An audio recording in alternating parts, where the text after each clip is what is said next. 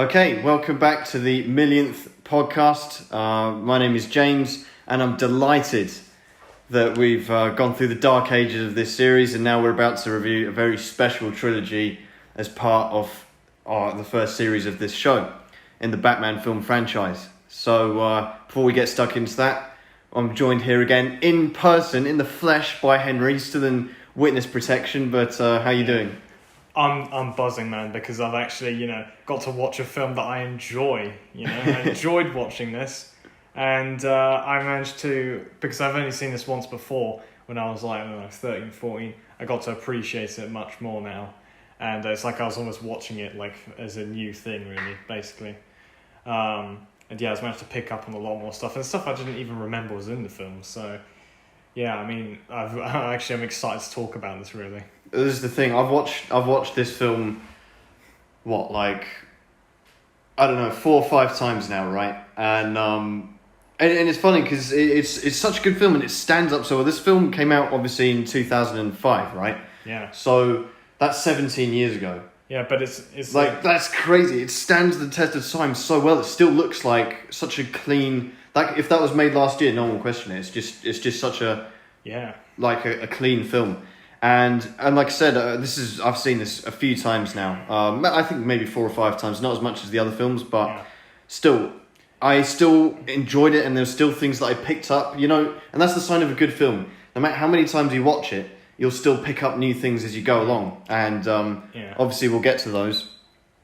But I must admit, I really enjoyed this, especially after the fucking, the suffering we've had for the last few weeks. Last 3. But also, when you're saying it's like, so it was made in 2005, right? What was the, because you're more of a Spider-Man expert than I am. What was the Spider-Man film of the day, like in that year or around that? I guess they'd have finished that trilogy by then, yeah, why? I'm just thinking if you compare it to like a similar film of that time, like maybe it's like one of those. Well, yeah. I don't know, this doesn't feel dated to me. No, this is the thing, because this is, that's true. It was this film. I think there are a few like really big films that really defined how Hollywood and big films would the tone they would have. And it was just in this period in 2005-06, you had Casino Royale, you had the Bourne Identity, and you had this film, Batman Begins. I mean, and Casino Royale was like more or less directly inspired to reboot James Bond after having seen this. And after Jason Bourne as well. Yeah. But I think these couple of years, this period in films was just coming up to that awkward stage at the end of the 90s, the beginning of the millennium, right? As we saw in fucking Catwoman, you're seeing the Bond films, you're seeing a lot of different films like this. It's like going through their growing pains. And it was a transitional period, and this, during which the only real like big survivors were like the Lord of the Rings, pretty much. Yeah, more or less. During those times, must have been scary as a cinema goer back then. Do you know what I mean? Like, imagine going to the films and you're like, Yeah, you just keep watching you watch like a film legend like Arnold go down slow. Yeah, this is the thing. It was just like I think it was just a transitional period for Hollywood. And while we are obviously going to talk about this film, I think what this film represents in terms of like the legacy of what it's done for superhero films and Batman was you can't downplay it. It just had to reinvent a lot of things because I mean this was basically the biggest like revolutionary kind of superhero film since Batman in 1989. What Burton did there in terms of establishing this character and how that was like crumbled and collapsed in the 15 years following it. So Chris Nolan, and this was Chris Nolan, obviously the director of this film, very early in his career, and kind of everyone in this film. Well, most of the main people on this: Christian Bale, Chris Nolan, Hans Zimmer, who did the music. These are names that are like legends now. They're like the biggest names in the industry. But back 17 years ago when this film was being made, they were very much kind of up and coming. This is like their first big break. I think at this point Chris Nolan had only done 2 or 3 films. His biggest one was Insomnia, I think. Yeah. At this point, Well, they did have sort of like they had a couple of like seasoned actors to sort of like lay back on a bit. With, Sir Michael Caine and Morgan Freeman. And Gary Oldman. They did the casting in this film, and in fact in all of these films is phenomenal. And in this one, they really set the tone. They did such a good job in that. Obviously, Christian Bale just come fresh off Patrick Bateman. And American Psycho, yeah. Yeah, so this is, this film is like Patrick Bateman as Batman, I mean, that's already as a premise, like, it's not going to get much better than that. Yeah, like some people might find this interesting, although the problem is for this film, like, that everyone knows, like, fun facts about it, or several, but one of them is that they're actually in the early stage of considering to cast Heath Ledger as Batman and Bruce Wayne. But that was thrown out eventually because both Chris Nolan and Heath Ledger kind of came to the conclusion that wasn't a good idea. But then, of course, we all know what he cast the Joker in the next one. Of course. And there's all sorts of people, familiar faces. I mean, Cillian Murphy. Yeah, that was that threw you off, didn't it? Yeah, it threw me off because the first time I'd seen this, like 5 years ago or whatever, I was like, oh, right, this Dr. Crane guy. And then when I see it back, I was like, oh, it's the Peaky Blinder dude. And now it was brilliant because we were watching it and he was there and you just went, is that? And I'm like, yes. I was like, oh, all right. That's him. It's like, this couldn't get more Sigma. It's brilliant. Like Cillian Murphy, this is like probably the most Sigma Batman film. Maybe there are so many moments. We'll get through them. Good lines, not even necessarily just from Bruce Wayne himself, but yeah, it's amazing what this film did for and the trilogy that follows it. I mean, I think this film is very underrated as well. It's one of those that's becoming because obviously everyone talks about the Dark Knight Rises, etc., etc. No one talks about the beginning. Not really. Batman Begins is one of those that kind of slips under the radar when it comes to these kind of elite film conversations. But in my opinion. I mean, we'll go on to rank these films, obviously, but I think this will get a very high ranking from us, and it's one of those that, like I say, it just stands the test of time, and you go back and watch it, and you think, wow, it is such a well-made film, and Chris Nolan really, executes his vision so well, and it's great, and I think a real testament to this film is that it did such a good Bruce Wayne origin story that no one's ever. With the Batman, with Ben Affleck's Batman, etc., like the newer incarnations of Batman, there's absolutely no need to do an origin story because this is just such a perfect Bruce Wayne origin story, Batman origin story. Is kind of it. There's no need to improve on it or recreate it. Everyone, I think, it's just accepted that this is just what you need.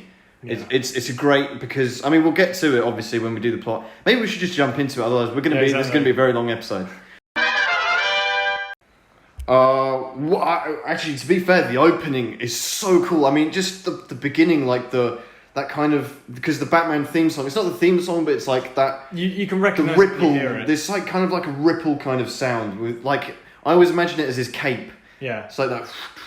I don't know. I can't do it, but it's like when they're opening up the Syncope, which is obviously Chris Nolan's production company, Warner Brothers DC, and it's got that rippling kind of theme that hands him. It sends chills down me, man. I'm like, you're in for a fucking good film, man. Yeah, it's nice because you hear it later on, you hear it throughout the film, and it's just so good, it's so recognizable, and it's like it's almost like that. The music in this is obviously this is Hans Zimmer. Who's now doing the music in every big film? But every film, this would have been his up and coming kind of thing as well. And just that particular score is just it always comes when later on in the film there's a bit where where there's like these thugs, they're looking around for Batman and they can't see him, but you hear this theme and it's just this warning. It almost so good. Pops in and out when he's going around and I guess, so you hear that in the opening. The thing that sprung to mind, the thing that really stuck in my brain from the first few seconds of this is this show of I'm seeing all these CGI bats going along, and then they briefly make the Batman symbol for this. Yeah. I don't know. I kind of like that, and it's also I liked it, but it was a bit on the nose with that particular thing. It was it did it quickly. And then it did it again. And then the third time, just to make sure. I think it was a bit on the nose. You should have just done it once. It's a bit on the nose, just do it once, a little flash, and that's all you need. I didn't need it 2 or 3 times, but... I mean, it's okay. It's interesting, though, one of the interesting things I find with Batman is when you see, you might have seen this before, but, the comparison between the different bat symbols for each era. Yeah, I never cared much for that, but I don't know. I think it says. I don't know. This might just be me coming on from English GCSE. Who knows? Just like the different symbolism between them. Oh yeah. Or like how's Batman seen in each one? Like what's kind of. Yeah, I see people read into that. I get that. I've personally never cared much for that. The different bat symbols. For me, the classic one anyway is the 89, just the yellow chest piece with the just with the kind of curved wings. Yeah. That's always been my one. Yeah, I guess it's just the classic Batman logo, but. Yeah. Obviously every director and every incarnation of Batman feels like they have to make their own one. Yeah. I don't really like any of them. I mean, this one, for example, the Batman one that we have for the millionth logo at the moment is from the Batman. I don't particularly care for it. I don't care about it, but I don't care for it. I don't care for the Dark Knight one. I don't care for Ben Affleck's one or anything. Because the Batman logo, I think, is generally accepted. It's like the Superman logo. Yeah. You have a straight image of what it is, and it's very much the comic book one. It's never like one of the ones from the films, but... Although, I mean, one thing I would have to say that's interesting, I guess with this, is that they turn that... I mean, the actual, like, his weapons, like his mini batarangs almost, which are like ninja styles really more. Yeah, that's true, that's right. I never made that, yeah. It's like they're sharpened, and he's the, like, one basically throwing darts. Yeah. Whereas, like, the one from the Batman looks more like an actual batarang that he'd throw. I don't know. Yeah, I guess. I mean, Batman batarangs. It's always like I know. When we review the Batman, we'll talk about it. But let's crack on with the story because the opening is basically literally like child Bruce Wayne, Rachel playing in the Wayne Manor Gardens, playing Doctor. Show me yours, I'll show you mine. And he falls down a hole in the ground into the Batcave, basically, and then he wakes up in prison. In some fucking, prison somewhere in Asia. He has in China, I think it is. Is it in China? I assume so. I thought it was in Tibet or something. It's like Tibet mountains, ninjas, and all that shit. Tibet's owned by China. Oh, okay. So, Well, so then, he wakes up in prison, has a bit of a scrap, gets put in solitary. This was a really cool opening. Yeah. And do you know what? I don't know about you. It's just a very side thing that maybe only I noticed, but it reminded me of the beginning of Die Another Day.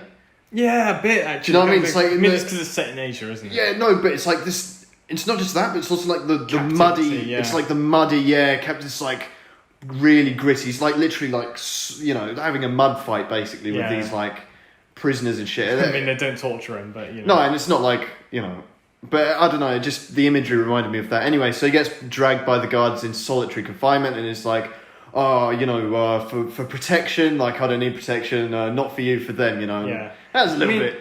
I don't know, maybe it's for some, cinema goes be like, that was pretty cool. But I mean, I do kind of like this in that, it explains like his sort of, his origin story, obviously, as Batman Begins, but in that it kind of actually explains, he goes in the criminal underworld and so on, and this is how he ends up in this prison and so on. But it explains how Bruce Wayne, like a billionaire playboy, at least that's his mask on the surface, how he actually knows how to beat, like, the living shit out of several people at once. Whereas, someone like, Michael Keaton's one or previous ones would be like, you suddenly ask a question to yourself, I assume people did this in the cinema back then, and be like, okay, but where did he learn all this? Like, did he go to an instructor that's true. But here, he has, like, proper experience, and this is, like, explains so much about him. That's true, and it's to Chris Nolan's advantage that no one had ever done a Bruce Wayne origin story, even though you'd think, looking at it now, you think it's quite an obvious thing to do, and he did it quite easily, but actually there was never really no one had done it before in a film anyway, and there's never been one since, so he had a great opportunity, and he really used that. The whole film is, or at least, because the plot, actually, the villains and stuff are very sides to this story, that this film is Bruce Wayne's origin story, right? At least for the first 2/3 of the film, right? So maybe the first half, I don't know. So anyway, he wakes up in prison, has this fight, he's in solitary confinement, Liam Neeson steps out of the darkness, man. That's another one, like we were talking about Morgan Freeman, Liam fucking Neeson shows up, man, fresh off fucking Taken, man, he's there and he's like, wow, like Liam Neeson's gonna be fucking Bruce Wayne's mental, man. Christian Bale's mental. Like how you're like 3 minutes into this film, you're like, this is fucking sick, man. It really is. Yeah, it's just we said this before, but like the casting for this film is just so good, phenomenal. And like we were mentioning those names before, and then we Liam Neeson's in this. Just, man. There's so many good names you like might even forget. Lot of British names as well, I might add. Yeah, that's Chris true. Nolan, director. You got Christian Bale, Welsh. You got Jim. What's his name? Jim Gordon. Gary Oldman. English. Michael Caine, obviously. Cillian Murphy, Irish. Liam Neeson, Irish. Got to get good bit of British pride in there, you know. British Batman, you know. So yeah. Anyway. So then you've got basically Neeson tells him to fucking it's something to do. It's like tells him grab this flower and climb up the mountain. Yeah, it's like you have to conquer your fears or something, and it's like this part it go like switch between him in prison, him going up the mountain, but between him and his childhood. It's cutting up, and it cuts between the two until they kind of join together. Yeah, they merge. A bit later. But so basically Neeson tells him to go find this flower and climb up this mountain.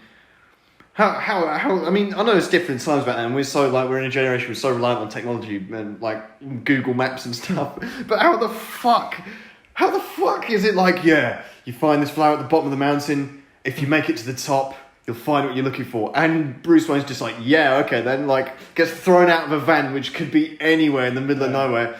I don't know which mountain. There's like loads of mountains. I don't know. Like, I mean, you have to suspend your disbelief a little bit. Well, I don't know really. I mean, people were climbing Mount Everest in the 50s, so like they barely knew what was going on there. So I mean, it's cool the imagery and stuff, but I don't know. It's when you stop to think about it a little bit, just like I don't know about that. But anyway, I don't think it's impossible really. It's not impossible. It's like I don't know. Anyway, it's cool because you get to see him like walking through the village and shit. They're like, turn back. And he does make it, and you can see it's a bit of a struggle. And he comes in, and he gets to the ninja base, and he's like, fucking, basically collapses because he's knackered from climbing up the mountain. And Liam Neeson's like, are you ready to begin? He's like, I haven't drunk, I'm knackered, and he's like, death doesn't wait for you to be ready. Bang, bang, bang, fucks him up, Yeah. Which is really cool, man. Fucking headbutts him on the nose and shit, man. That's painful, man. And basically, then we get another flashback, pretty much to his youth, when he fell down the hole and like his dad pulls him up, and then you see Alfred fucking Pennyworth, Michael Caine, man. I love just the moment you got because you see him, he's like walking around, you're like, that's Michael Caine, but can you imagine being in the cinema?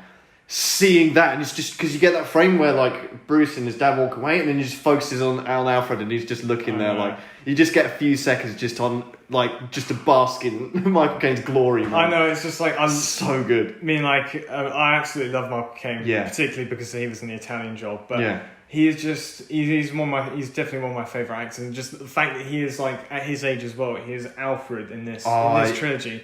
It's another perfect casting. It's so good. I couldn't think of a better Alfred, I know.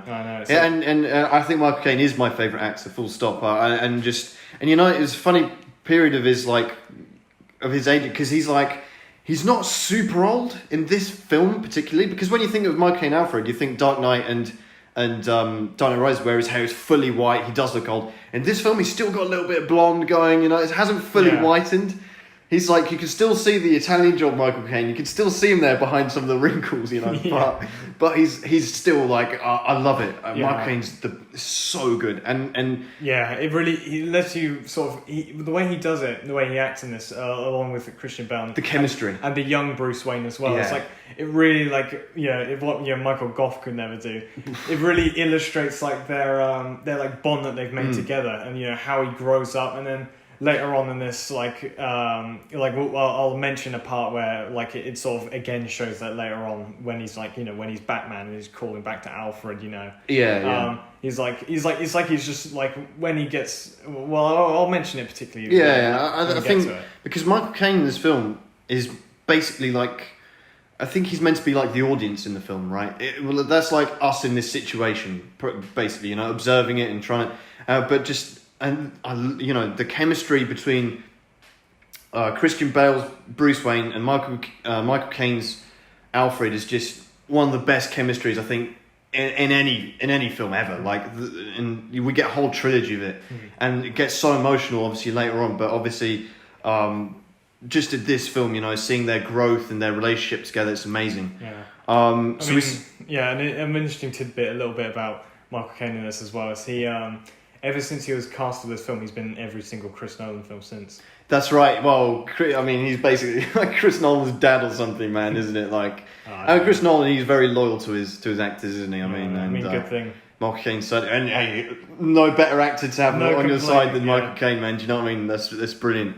So Michael Caine's been in every Chris Nolan film since this. According to IMDb, that's least. Amazing. So, you know. That's amazing.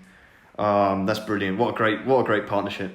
Yeah. So anyway, this is basically the Batman origin story because Thomas Wayne and his wife they go on the Wayne train. You know, it's like this metro they built around the city. We get a first look at Gotham, which, you know, to be fair, I misremembered the Gotham in this film because we do get to see, like, later on the slums of Gotham, you know.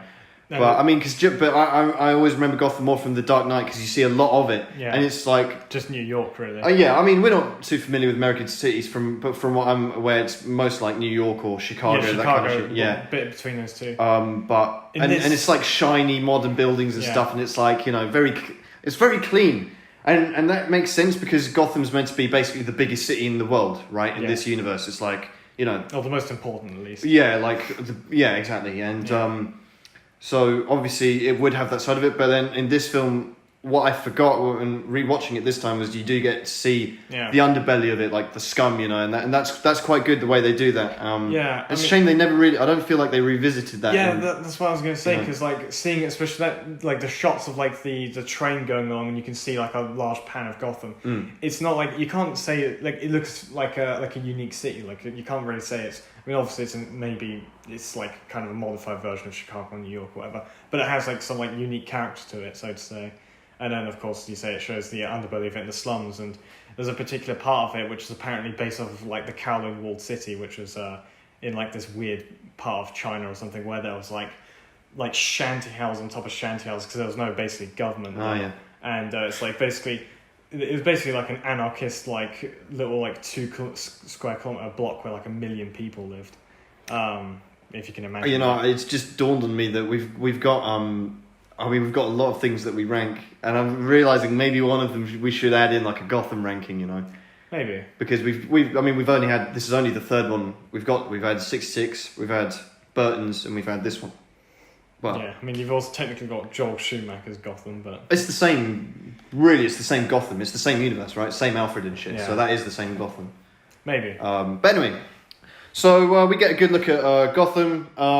We get a bit of Thomas Wayne. He's a good guy. He's the doctor. He's like, I own this company, but I work in the hospital. Yeah, I leave the stuff to people who are more interested. Blah blah blah. Yeah. So you're like, this good guy, you know. Basically a saint, you know. Yeah. What do you call it? Like a Boy Scout, you know, like Thomas Wayne, you know. Well, you know, like Adam West before him. Well, yeah, and anyway, so you know, you get, and it's nice we get a little bit of time with Thomas Wayne. Martha Wayne gets like one line in all this, by the way, you know, just very much an accessory to her. Feels a bit. I mean, I guess maybe it's from the comics as well. That probably Bob Kane didn't really invest much in her. Possibly, I don't know. But yeah, we basically then they go to the opera. They're watching Zorro, I believe. Yeah, that's usually the origin story, the Mask of Zorro. That right. So anyway, young Bruce Wayne, he's looking at the opera, and there's like the guy who looks a bit like a bat, and he's like scared from this fall earlier. So he's like, "Oh, can we get out of here?" And Thomas Wayne's like, "Yeah, let's go." And you know, and then that's it. So then they're out in the fucking back alleys and. Very strange place, like right next to an opera house, you know. Well, that is strange. Maybe they didn't go out the front entrance. They went out like fire escape or some shit, you know. That's what I was thinking. But then again, I guess it might just be like, you know, the really harsh contrast between like the good part of Gotham, the bad part of Gotham is just right by the doorstep. Yeah, that's a good point. I never thought of that. And to be fair, I think in more old school cinemas, you do get that where like the front entrance is quite glamorous. Because I've been to some older cinemas and you know, obviously like the big ones, like they're like you come in the same way you go out. But I think in old school theatres, you go in like it's a nice entrance, and then after the film's done, you kind of do shuttle out the back somewhere. Obviously, this isn't even a theatre; this is an opera, but still. Yeah. So yeah, we you know they're straight in the gutter, and they're approached by Joe Chill, and he's like, you know, fucking give me your money and shit. You know. Thomas Wayne gives him the wallet, and he's like, Julia as well, points a gun at Martha Wayne, Thomas stands front, jewellery as well, takes the bullet, you know, fair play. And then he shoots Martha as well, fucks off, you know, and we don't get to see the pearls fall on the ground, but you do get to hear them. Yeah, and we do see them later on. There's it was a little bit before. It's like, I got these for your mum. Do you think she'll like them? Blah blah blah. Yeah, fucking pearls. But anyway, have to get that one in. Yeah, got to get it in. So anyway, and then we're left with a very like sobering image of, you know, Bruce Wayne, you know, over his dead parents, and it's fucked up, you know. To be fair, and it's like, wow, that's shit, you know. But it's not over yet, because then the next thing we see is him in the police station with fucking Commissioner Gordon, man. Gary Oldman. Yeah. We see him like put the coat around the shoulders, you know, like, it's all right, son, you know, like, all that shit. It's like, it's brilliant, man. Yeah, and it's so good. Yeah, and then the actual commissioner, because Commissioner Loeb, Commissioner Gordon isn't Commissioner Gordon. No, yeah, he's Sergeant. Yeah. He's Sergeant Gordon, right? Yeah, I mean, you get to see like this interaction between the two, and then maybe. Yeah, it's nice as well because it sets up you know, Bruce Wayne like knows him from this, and then when he's older, when he becomes Batman, he goes to him because I guess this establishes like he knows this guy, he knows he's a good person. The world establishing, like the characters, the development. That is what I think most people. That's why this trilogy is so loved, because they really put Nolan, the writers, you know, they put so much effort into establishing these characters, and it's so character driven and focused that. You know, that's what makes it work so much, you know. Yeah. I mean, the casting helps for that as well, like I've already said. But it's just... And also one thing I quite find impressive with this film is when they go... whenever they have flashbacks and so on, whenever they have, like, you know, they obviously... The actors have to look younger and everything. They've got a good young Bruce Wayne. There's nothing that takes you out of it as well, because it's done so well. Like, I mean, one of the things as well, I would have thought... I thought to myself slightly before watching this, I was like, you know, a lot of this is going to be Batman's origin as well, and explaining it through flashbacks. I don't feel like there was a single scene in this film that I think was like unnecessary. No, not at all. Everything's interesting to watch. Yeah, and it was like, because, and what they did quite cleverly here is that, you know, they don't reveal any ages, right? But you get, you know, the flashbacks aren't too big, because Bruce Wayne would have been, let's say, 10 when that shit happened. And when he comes back to Gotham later on and all this shit with Liam Neeson, he's, I'd say... Mid-20s max, I would say. So you're only looking at basically like a kind of 15-year gap, let's say. I think that's a safe number to play with. Yeah. And the aging of Michael Caine, Gary Oldman, you know, these characters, you don't notice it at all, basically, because it's like, it feels natural. Yeah. But anyway, so, you know, we get this bit of establishing, and then we get back to, basically Batman in Asia with Liam Neeson, and they're like doing this training montage. You see him like on the stumps and shit, you know, and like fucking shit up, you know, like doing all the ninja stuff. It's so cool. Like Patrick Bateman is like being trained by Liam Neeson as a ninja. Yeah, so fucking cool, man. Yeah. And part of it is like this. They're having a duel on the ice.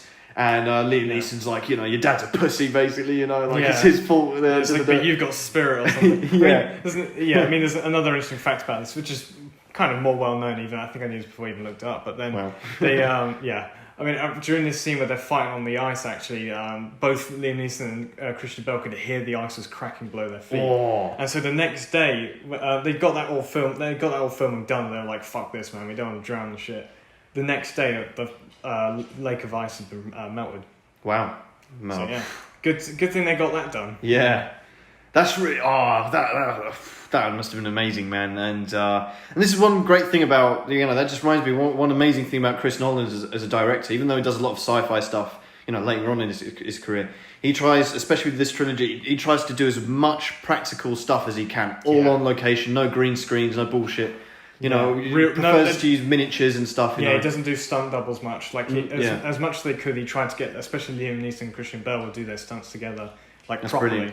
And it like helps you buy into that believability in, which is like, I think it's one of the most important things they're doing with this film. Like he wants to bring believability back to Batman. Yeah, exactly. Make it grounded and make it respectable again after exactly the shit show that had happened 8 years prior. You know, exactly.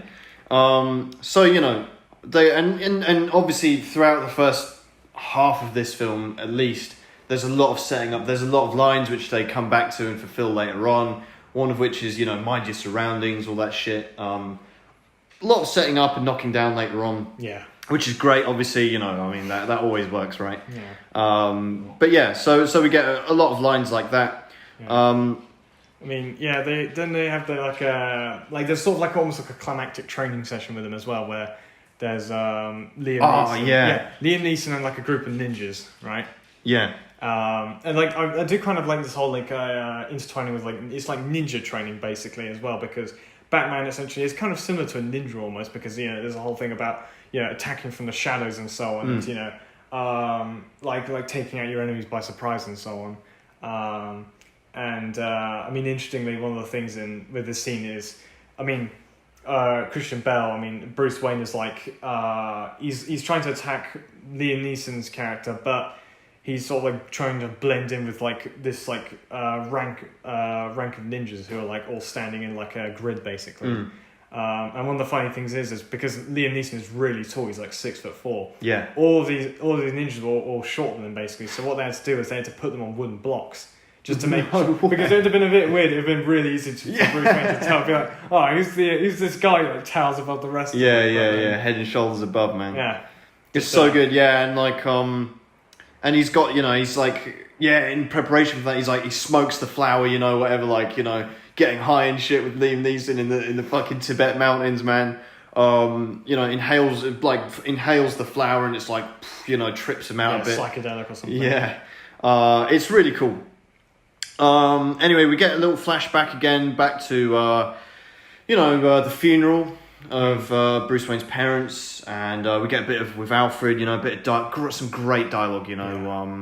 I think it's when Bruce Wayne comes back to it's not young Bruce, it's young Bruce Wayne, but it's not like child Bruce Wayne. It's like he comes back from studying in, was it Princeton? Yeah, something like that. Along those lines. Whatever.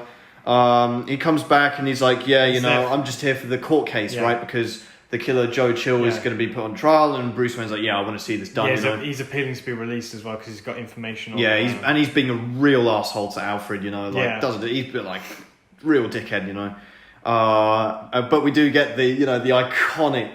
I mean, Michael Caine's got a lot of iconic lines, but one of the best one here is like like Christian Bale, like he's being a dick to Alfred, but then he goes, never gave up on me, Alfred. Never. Yeah. Never. It's so good, man. And now we meet Rachel, played by Katie Holmes. Which was like, this is kind of, I think if I have to criticize this film, this is where I would point a lot of it towards. Like, this was quite weak and unnecessary. This character. The love interest, yeah. Yeah, I mean, every Batman has to have a fucking love interest, right? And this one, as far as I'm aware, Rachel Dawes is like completely, out of thin air character, not from the comics or anything. Yeah. So, just basically Chris Nolan creation, more or less. Played by Kate Holmes, and, I wasn't, the reason I think why this stands out so much, if this relationship was in another film, it would probably get away with it. But in this film, because the character development and chemistry is so strong, I think there is a lack of it with Christian Bale and Kate Holmes. I mean, when they meet each other, when she's in his kitchen and he's like, Alfred still leaves on the top shelf, blah, blah, blah. Yeah. This is presumably the first time they've seen each other for ages, a good period of time. Certainly a period of time worth having a hug or something, like they don't even do that. They just stand at the, end of the, maybe that gap is makes it a bit awkward, because, they don't know if they really know each other that much anymore. They must do. This is what feels unnatural. This is would have been this is his childhood friend. They establish that at the beginning when he falls in the hole, right? So this is his lifelong childhood friend, and and it's not just in this scene. Later on, when he comes back to Gotham, having done all this training, he's like, he sees her in the hotel, and they see each other, and it's a bit more of an awkward situation, granted, but he doesn't go and there's no warmth at all. And because of his actions and stuff, but I mean, we'll get to that scene a bit later. I think this didn't convince me. I don't know. I think at the very end of the film, it's well explained, and I kind of disagree. I think their chemistry is all right in this film. It's not it's not main focus points. That's why they don't really. True, and it's not bad, but I'm not saying it's bad, but it's just I think it's a lot weaker than your Alfreds and your Morgan Freemans. Well, of course, but when you have to compete with them, it's true. This is just her alone is a league above most of the ones in previous films. So. I think this film wouldn't have suffered for maybe a more seasoned actress, or I mean, no disrespect to Kate Holmes, but maybe a bit of a better actress. I don't know. And I think there is a little bit of evidence in that and her being recast for The Dark Knight. So, you know. Maybe. But anyway, so anyway, they do go to court. And you know, they go to this court and basically they go to the court and obviously, you know, Joe Chill, you see a bit of him and he's like, I regret what I did, blah blah blah. Bruce Wayne's in the courtroom. It's not really that noteworthy. He walks out basically of the courtroom. He's got a fucking revolver on him, you know. Snub those and everything. Yep. And he's ready to, like, you know, kill Joe Chill basically, who's got released basically early. But someone does the job for him. You know, Joe Chill's walking out. He's a free man, and then bang, you know, someone like, oh, this is from Falcone. Falcone says hi, whatever. Bang. Falcone says hi, yeah. Shoots him, and that's it. And Bruce Wayne's like, oh fuck, you know. And yeah. So then after that, Rachel and Bruce are in the car. They're driving around the slums, and Bruce Wayne's like, yeah, you know, life is so unfair, whatever. Basically, she's like, you haven't got a clue, man. Fucking spins the car around into down, literally down, like they go down a ramp, which is quite good, like imagery and shit. It's like the literal underbelly. Literally, yeah, like, you know, and you get a really good look at these fucking slums, man. This like shithole, you know, it's like fucking favelas and shit, man. Do you know what I mean? And you know, you get a good look at like all the hobos and shit, man, all the burning bullshit, you know. Yeah, shit. But she also takes it specifically. It's like the place where Falcone is more. That's right. It's like it's almost like it's so well known. Like the police could probably raid it, but they're all so bent that they're all in there. Yeah, like most of the night he's got. That's the thing I like. I mean, we're jumping in slightly because like there's a little character development moment which I didn't really like, where like she basically tells them like, you know, essentially that like, you know, he is, like I said, because he's like complaining about his life and stuff, like, yeah, all these people have it so much worse than you know, and he's like, oh, you know, I should maybe, like, he's like, oh, well, you know, I wanted to kill Joe Chill, and she slaps him twice for it. Oh, that was a great moment, because she's like, yeah, good people like your father, they stand up for the city, blah blah blah, and he's like, I'm not one of your good people, shows her the gun, and she fucking slaps him, man, and that was like really powerful moment for me. That always stands out to me in this film as just being like, you know, and the acting is like, you know, Chris Berry, he looks so ashamed, and like, you know, and she says that to him as well. She's like, your father would be ashamed of you, you know. Yeah. And throws him out the car pretty much, and I think this scene is just so powerful and important because it establishes Batman's no gun rule. Because he looks at the gun, his little flashback of, you know, his parents, and he lobs the gun into the river, you know, and without even saying it, there's no dialogue, there's no like, I'll never use a gun. He just throws it, and you understand like that is the moment when Bruce Wayne, Batman, decides no guns. That's his fucking policy, which is brilliant. Yeah, I like they tie that in as well, like, yeah, because his parents were killed by a gun, so, and he doesn't want to create more people like that. And this thing I found interesting when watching this film, I was like, it only registered to me, and I don't know why this late, but the fact that this Dark Knight trilogy kind of actually introduces not really introduces, but like really, you know, subscribes to the idea of Batman doesn't use his guns, Batman doesn't kill people. Because then I remember when we were watching like the Michael Keaton Batman films, I was like, you know, when I'd see like he just like throws a guy, like attaches a bomb to him, he kills the Joker. I'm like, what the fuck's going on? Like he breaks people's ankles, man. I'm like, you know, I thought it suddenly got dark with Ben Affleck, but you know. Yeah, this is the thing. Like, the character building is so good, and it's just the way they establish that without him even need to say no guns, whatever. It's superb. Yeah. So then he goes and meets Falcone. Yeah. And they have a bit of dialogue. Falcone just like, you know, lays down the law. He's like, you know, just gives him a bollocking basically. Like, you think you're this and that. You're your nothing, life is man. Hard, yeah, you like, know, fuck just you. because your parents. Yeah, your dad's pussy. You know, like really, like goes into him, man. He's like, you know. I mean, he really he destroys him, man. He's like, yeah, because like he destroys Bruce personally. He's like, fuck it, you don't know anything. And then like as he's like, you know, pulled up to like be beaten up and thrown out, he's like, yeah, your dad, you know, in the prison, Joe Chill, something. He begged like a dog, you know, like he like proper, like, you know, can you imagine Bruce and Christian Bale? He looks so mad, and he's like, there's nothing he can do, and it's just such a great way of firstly, universe building and how corrupt Gotham is. Because he just goes, I've got lawyers and he's got the cops judge and shit, everything. And he's like, I could blow your head off and no one will give a shit. It's brilliant. And and Bruce Wayne really has this dawning where it's like, you can see it in his face. It's just this realization how out of his depth he is, and he thinks he's ready, but he's not. And he and basically, the next thing he does is he swaps coats with a hobo, and then runs away, runs away into his life of crime, which explains how he gets to China. And this is where it basically all ties up, because he's finally his backstory is finally caught up to the present day. That's right, exactly, and which is so well done. The writing and the editing is superb, man. I think it's at this point where it catches up, where he does this sort of kind of final fight with he smokes the flower, fights all the ninjas, and then Liam Neeson's like, okay, you're ready, you're a fucking qualified ninja now, here's your black belt. Yeah, you're part of the League of Shadows. You're part of the League of Shadows, but first, terms and conditions apply. You need to kill. To prove that you need to do what is necessary. Yeah, exactly. And Bruce Wayne, hands in the sword and shit. Ra's al Ghul, we forgot to mention him. Yeah, well, it's interesting the route they went. Now, this is where the first time we get to really... I've always had a bit of a beef with Chris Nolan in his development of villains. Like, his villains are very good, but they're not comic Batman villains, They're just because Ra's al Ghul is like Lazarus Pit, 600 years old, blah, blah, blah. And I guess, that's very hard to convince people when you're trying to make a grounded film.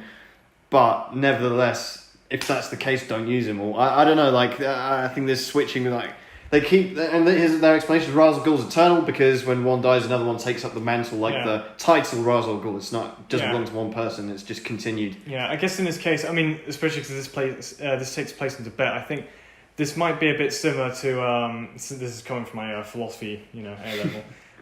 Because in Buddhism they have reincarnation. It's not necessarily just reincarnation, but the fucking name of it, the Dalai Lama. He is not recast. And then he's reborn. They find a new one, and then so on. He becomes the Dalai Lama. I feel the reason. I don't know. Maybe that's time. Maybe it's no, but But one of the things one of the reasons I feel Chris Nolan, and his villains are not necessarily comic book inspired. They don't have the same origin stories or characteristics, but that might have something to do with the fact that he's trying to, he tried to sort of divorce this the original prejudgments of and prejudices of previous Batman films, where everyone was they tried doing the comic book origins letter by letter almost with some of them. And because some of them are a bit ridiculous, it doesn't work so well. Let me ask you something. When you said that, what was the first one you thought of? Mr. Freeze. Yes! It's just falling in the tunnel. No, but the thing is, they couldn't...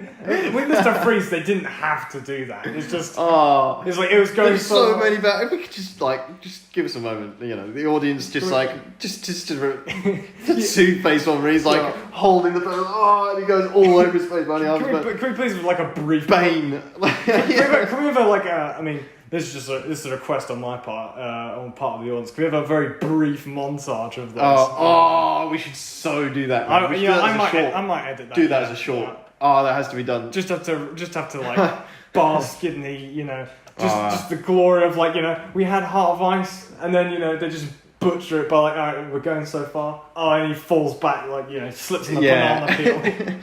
You could forgive Chris Nolan for not wanting to exactly do that, but still, that's it. I guess that's the reasoning. Yeah, and there's nothing wrong with the style of Ra's al Ghul. I'm just saying it's different, and this isn't the worst. I say worst, but it's not the most obvious example of why I have this beef with Chris Nolan. But it's the first opportunity to bring it up. Yeah. But anyway. So basically, Liam Neeson's you got to fucking kill this farmer, Yeah, who's he murdered someone, basically. Yeah, he killed someone, basically he's a murderer. Yeah. And you know what? This is very similar to Bourne Ultimatum. No, was it Ultimatum or was it the third one in the trilogy? Because there's a bit where Jason Bourne is ordered to execute someone, but he's literally not told anything about the guys. So just this guy's an enemy of the state, kill him, That's all the explanation you need. And I think he does, right? I don't know. I can't really remember. I don't remember anything from Jason All right, Bourne. well, that hasn't been spoiled for anyone. Sorry if there are any hardcore Jason Bourne fans out there. No, I don't think it's been spoiled for anyone then, because it's been a while since I watched those films. But anyway, it reminded me of that and what's great is that all these characters. This is again with character development. They're given these moral dilemmas, ultimatums, which goes on to and I really wanted to ask you this. Yeah. When Batman takes the sword, right? Do you think there was a moment in him where he's like, "Yeah, I should kill him"? Like, because when the first few times I watched this film, I thought the whole time, no, he had no doubt. Yeah. He was like, never going to kill this guy.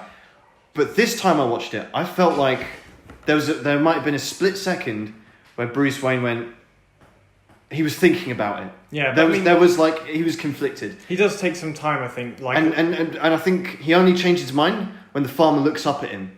There's a moment where the farmer looks up, and I think then he goes, "No, I can't do this." Yeah, because but I'm not sure. What do you think? I mean, I think when he takes into, I mean, obviously this is Bruce Wayne. He's like, his parents were killed by this gunman, but then after the gunman was killed, I mean, not by him, but he must have realised to himself by that point his life didn't get better just because because that guy who had like slighted him, killed his parents, was murdered. Maybe like this is the point where he kind of decides, killing people just because they're bad doesn't solve anything essentially.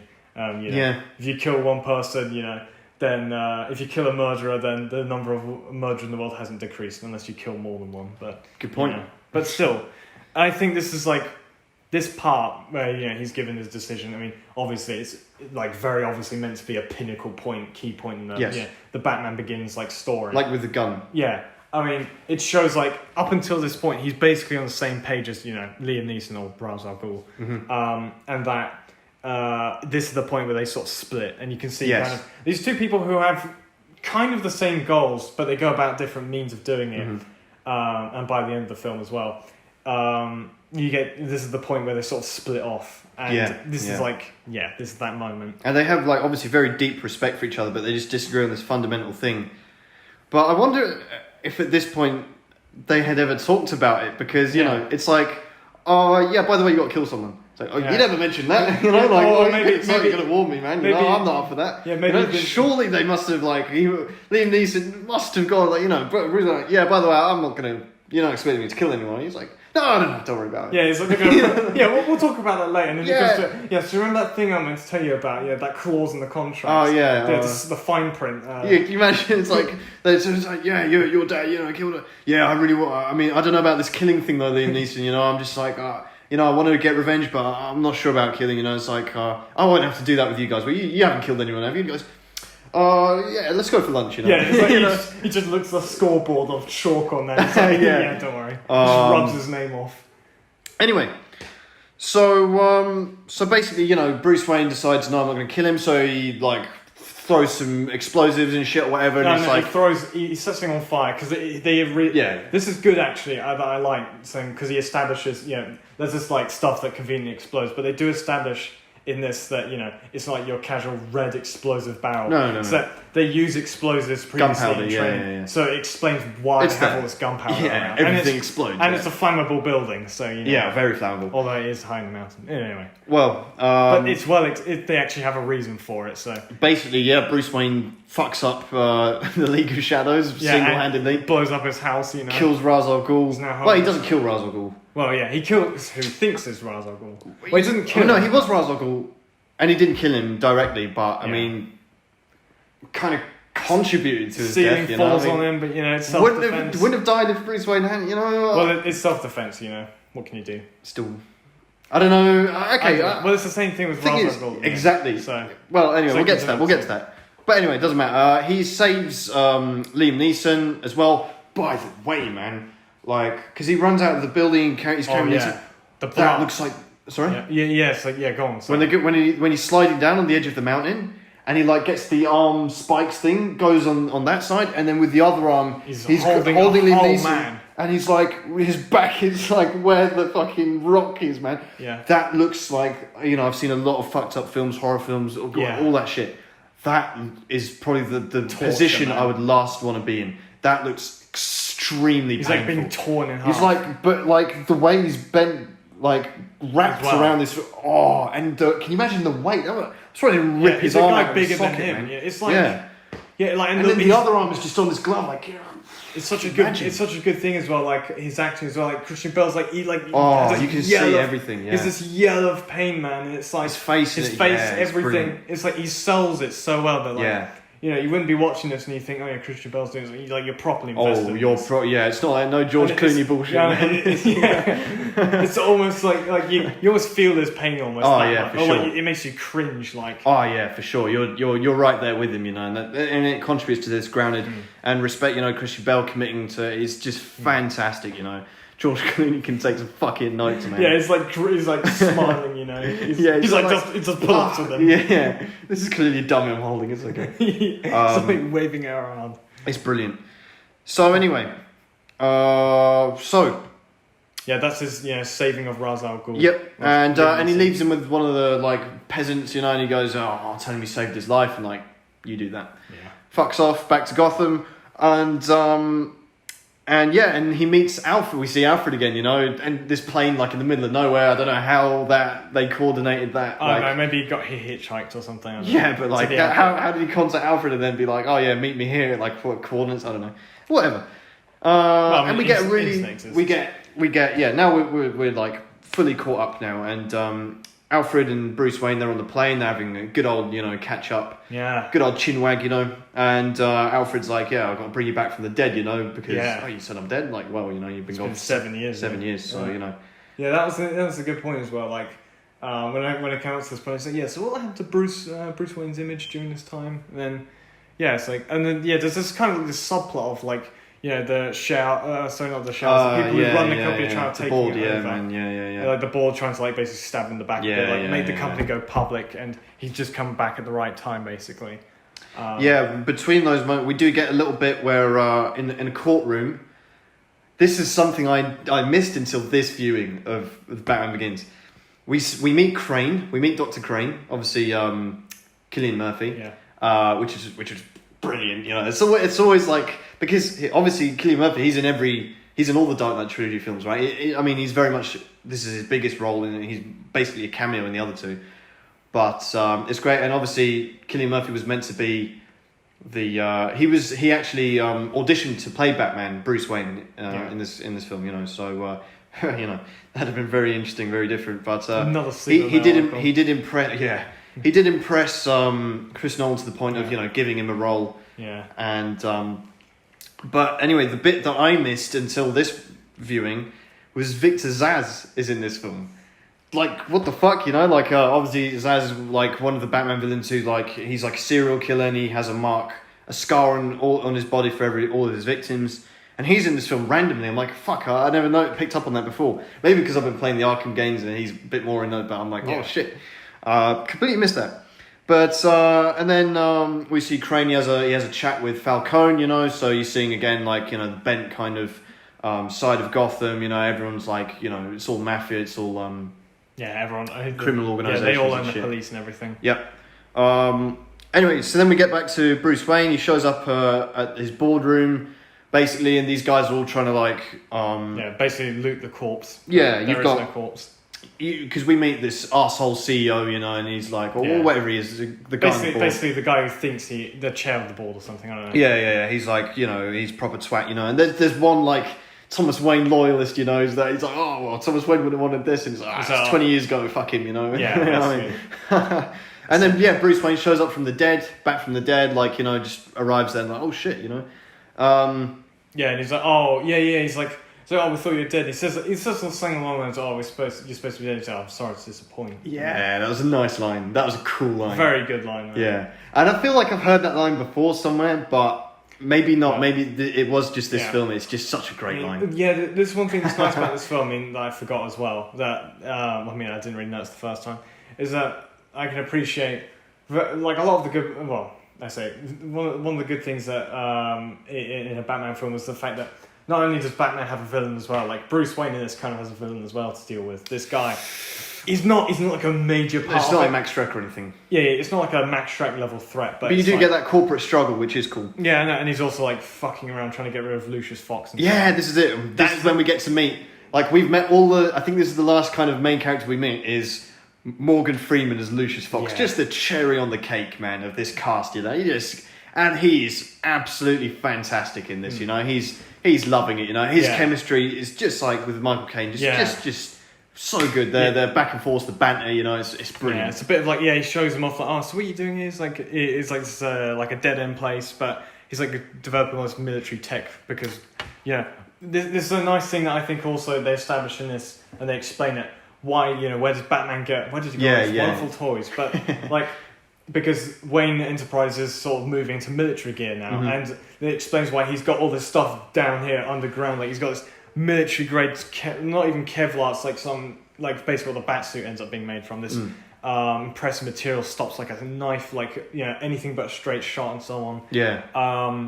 And it again sets up this sort of another grounded part of this film is that a lot of Bruce Wayne's and Batman's tech is based off of real world military stuff, which is quite interesting.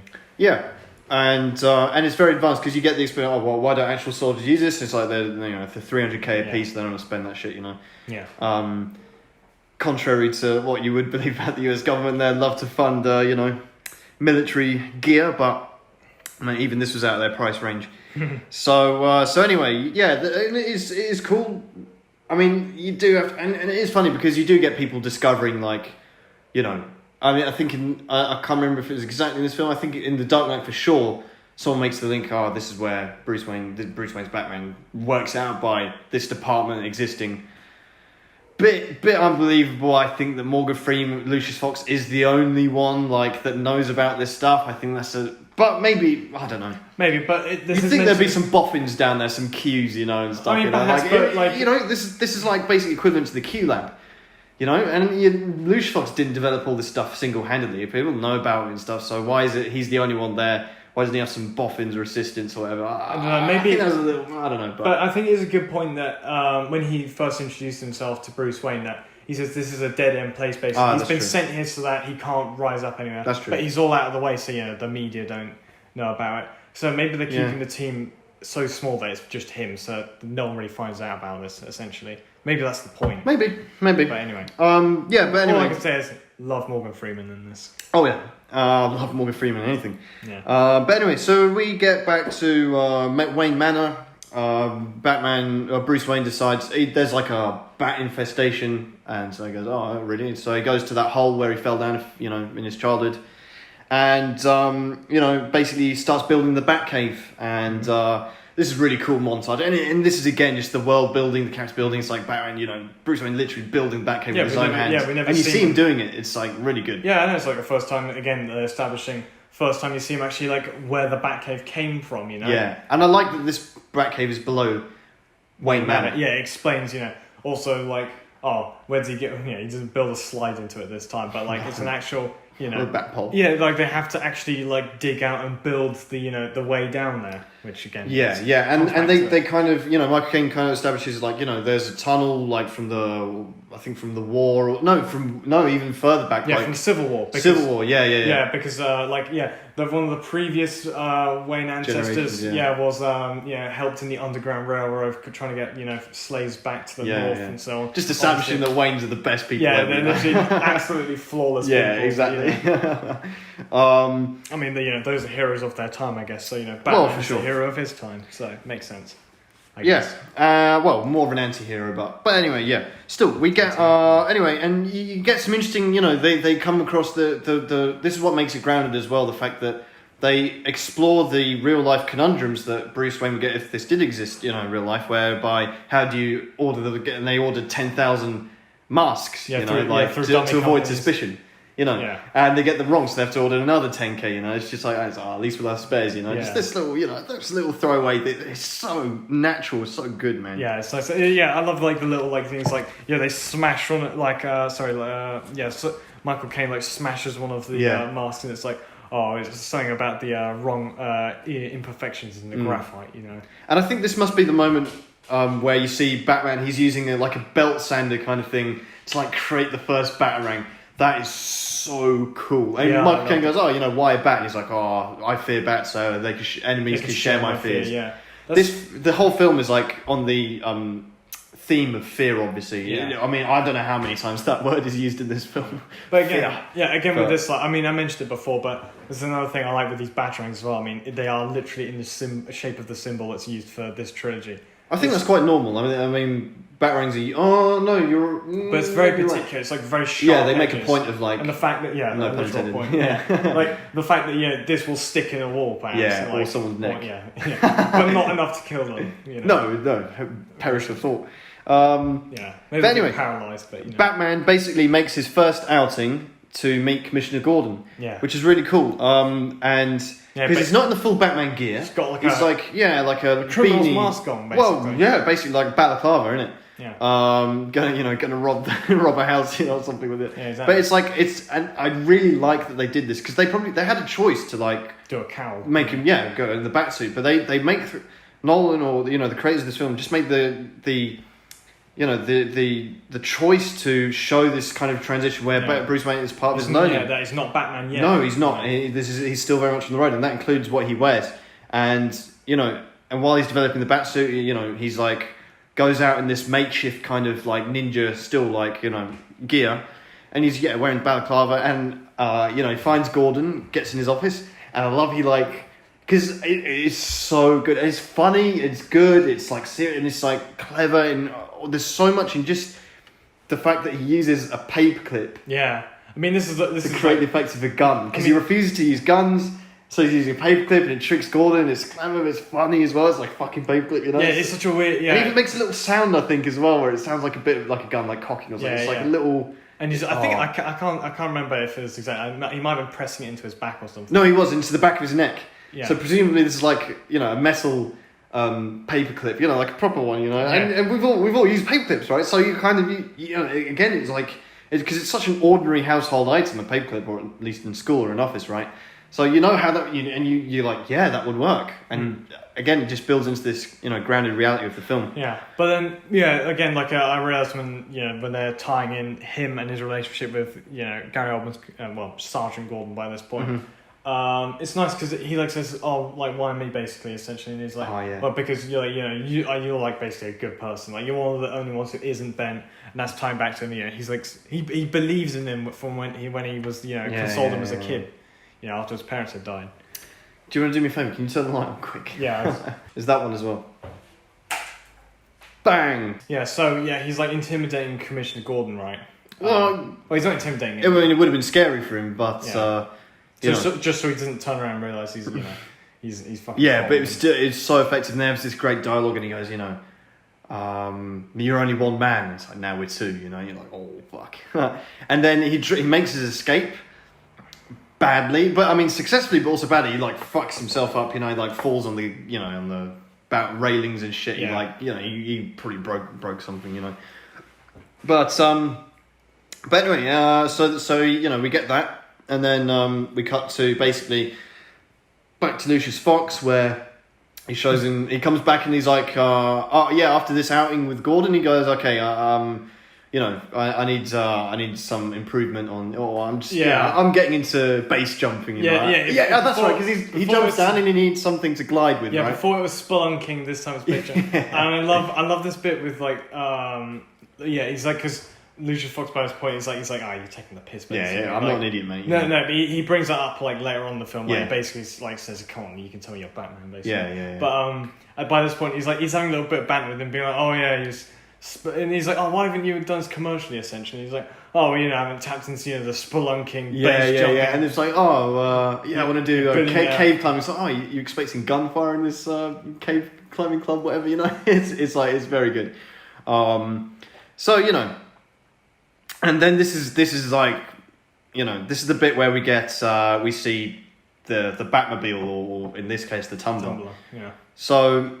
and it's great because he goes, what's that over there? And, you wouldn't be interested in that, And then they get in there, it's like, they're driving around. He says that, and the immediate cut is just Like the thing's already revving, driving. you know, it's revving, already driving. This going around. It's like a close shot. It's brilliant. Love the cinematography in this as well. In this particular scene as well. Yeah, and you know, and then they have a bit of a chat, and he goes, you know, the famous line, you know, does it come in black? Yeah. I mean, he's also explaining. I really like this because I was like, yeah, it's not like the Batmobile, so to say, because it's not, you know, the classic thing. I know you don't like that because they even called it the Tumbler. It's not really the Batmobile. Yeah, you know, we'll rank it later on, but the interesting thing I do like about this, because previously I also held the same sentiment as you. It's not the Batman. It's not classic. Sorry, not the Batmobile. Not like sort of classic, you know, like the '89 one. But I mean, this is meant to be kind of like a practical, like utilitarian thing. Sort of. Yeah, but the thing that I really like with this as well is the thing that I've forgotten. Like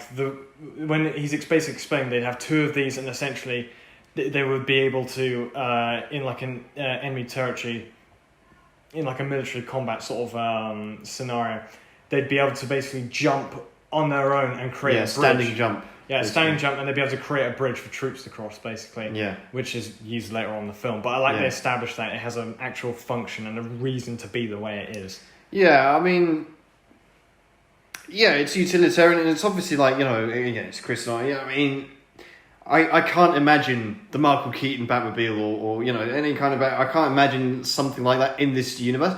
But then again, having said that, you do get that in the Batman. They do bring a believable Batmobile into it, where it's just sort of a muscle car. I mean, this is more like, you know, gadgets and stuff. Although with the I mean, I guess. But I honestly, I respect this. I respect this. I don't even want to call it Batmobile, but you know, if they say, you know, I respect this Batmobile, but I'll never love it. I'll never love it like the other ones. I'll never, you know, just give it that same kind of. Yeah. Well, I mean, that's fair enough. You know, I don't regard it as a true Batmobile. It's just kind of like, meh. I mean, call the Tumbler, but I don't know. Yeah, they even don't, and I get, you know, and this is where, you know, Chris Nolan's deviating away from traditional Batman tropes. And I get why, but even then, that's like, okay, you're trying to make a realistic vehicle for Batman, but is it that realistic? Because it's like, yeah, I get it, it's like a tank for the military, it's a military like car, but, you know, I mean... I'm not. I mean, they never make it go over like insane jumps in this film. It does like a jump, but it's not like much. No, like in the Joel Schumacher ones. Like I say we all remember it as if like everyone's actually watched, you know, Batman and Robin. Don't do it, please, if you haven't. Yeah. But if you skip that, good for you.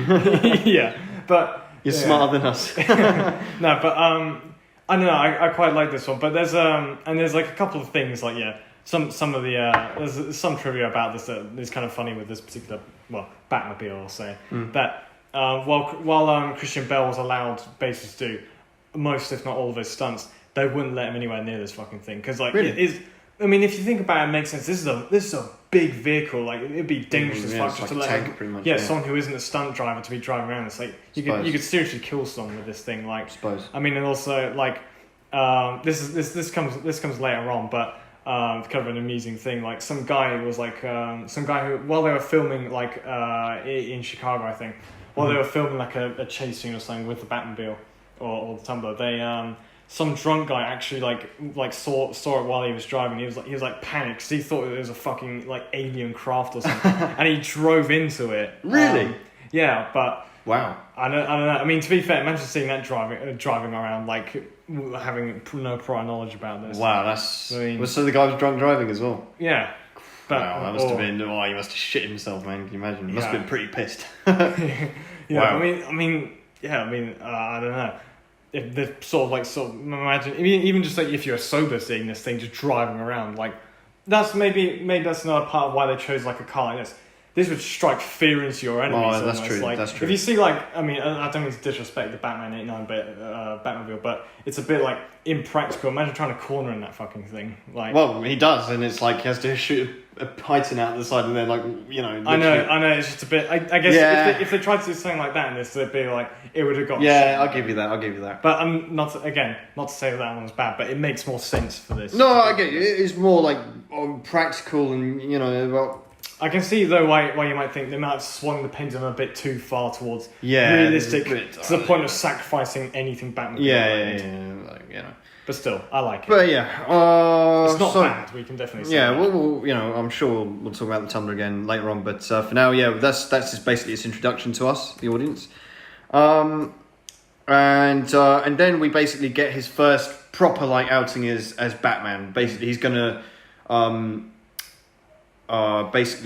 intercept this delivery. It's not drugs. It's some cargo containers and shit at the docks, basically, which Falcone is personally at with his with his goons. They are smuggling drugs, I think, through teddy bears. Oh the drugs, but they're also cranes. Yeah, the gas. What they don't know, cranes product is in it as well. That's right. It's like a shipment within a shipment. That's right. And so he goes to the docks, and he basically you get just his first fight scene. This is where you get that Ripple sort of theme music, and it's so fucking cool. You get him the guy's with the gun, and he's the goon, where are you? He's right behind him, I'm here. Bam. He's upside down. It's so good. Oh, and there's I think it's the first time he says this as well, where someone's who are you? And he's I'm Batman. Oh, it's so good, yeah. So, I know. We know Michael Keaton does it. He was the first one to do that, but then this first one, it's like Sean Connery saying Bond, James Bond. It is kind of. Michael Keaton was always very good, but this is and because it's the first time we really hear his voice as well, and he pulls Falcone out the car. He's what are you? It's Batman, whatever. And let's talk about the Batman voice. This is the chance now. Everyone, your grandma probably knows what it sounds like. It's everyone's joked about, everyone's done their impression, and it's quite clever, and it's the theme of this trilogy actually, where you get unusual voices, right? That people you can't help but do an impression of it, right? Yeah. And this one is because previous Batman incarnations had they altered their voice, but not to this extreme. This is Christian Bale. I don't know whose specific idea this was, but it's But I will say it got to the point though, the amount that this must have really hurt his throat because he lost his voice 3 times during the film. Is that right? Yeah, but it makes sense though if you can imagine it. You're doing oh Batman, where is she? Throughout the entire film. You imagine doing that for I don't know. Half a year's worth of filming, that would just destroy your vocal cords and everything. Yeah, man. I don't really know why they went this far with the voice. I think it was a bit unnecessary. It's iconic, at least. I don't think for necessarily good reasons though. I think it wouldn't have been because he has the real problem with that Batman voice is when he says something loud. When he's kind of talking in a quiet, he's he's kind of just speaking a soft, deep kind of voice, and that's okay. When he's shouting, whatever, that's when it sounds a bit stupid. It takes me out of it a little bit, I think. I don't know. I think at least when he does that, when he's shouting at them, when he says something really loud, I assume that voice is kind of meant to I guess the intention is it strikes fear into them because it's no. I don't know. To you it might sound stupid. To me, I don't know. It's not that bad to me. Some people are taking the mick out of it. I don't know. Yeah, I don't know. This is the thing because I've seen a lot. This trilogy's been parodied the fuck out of, right?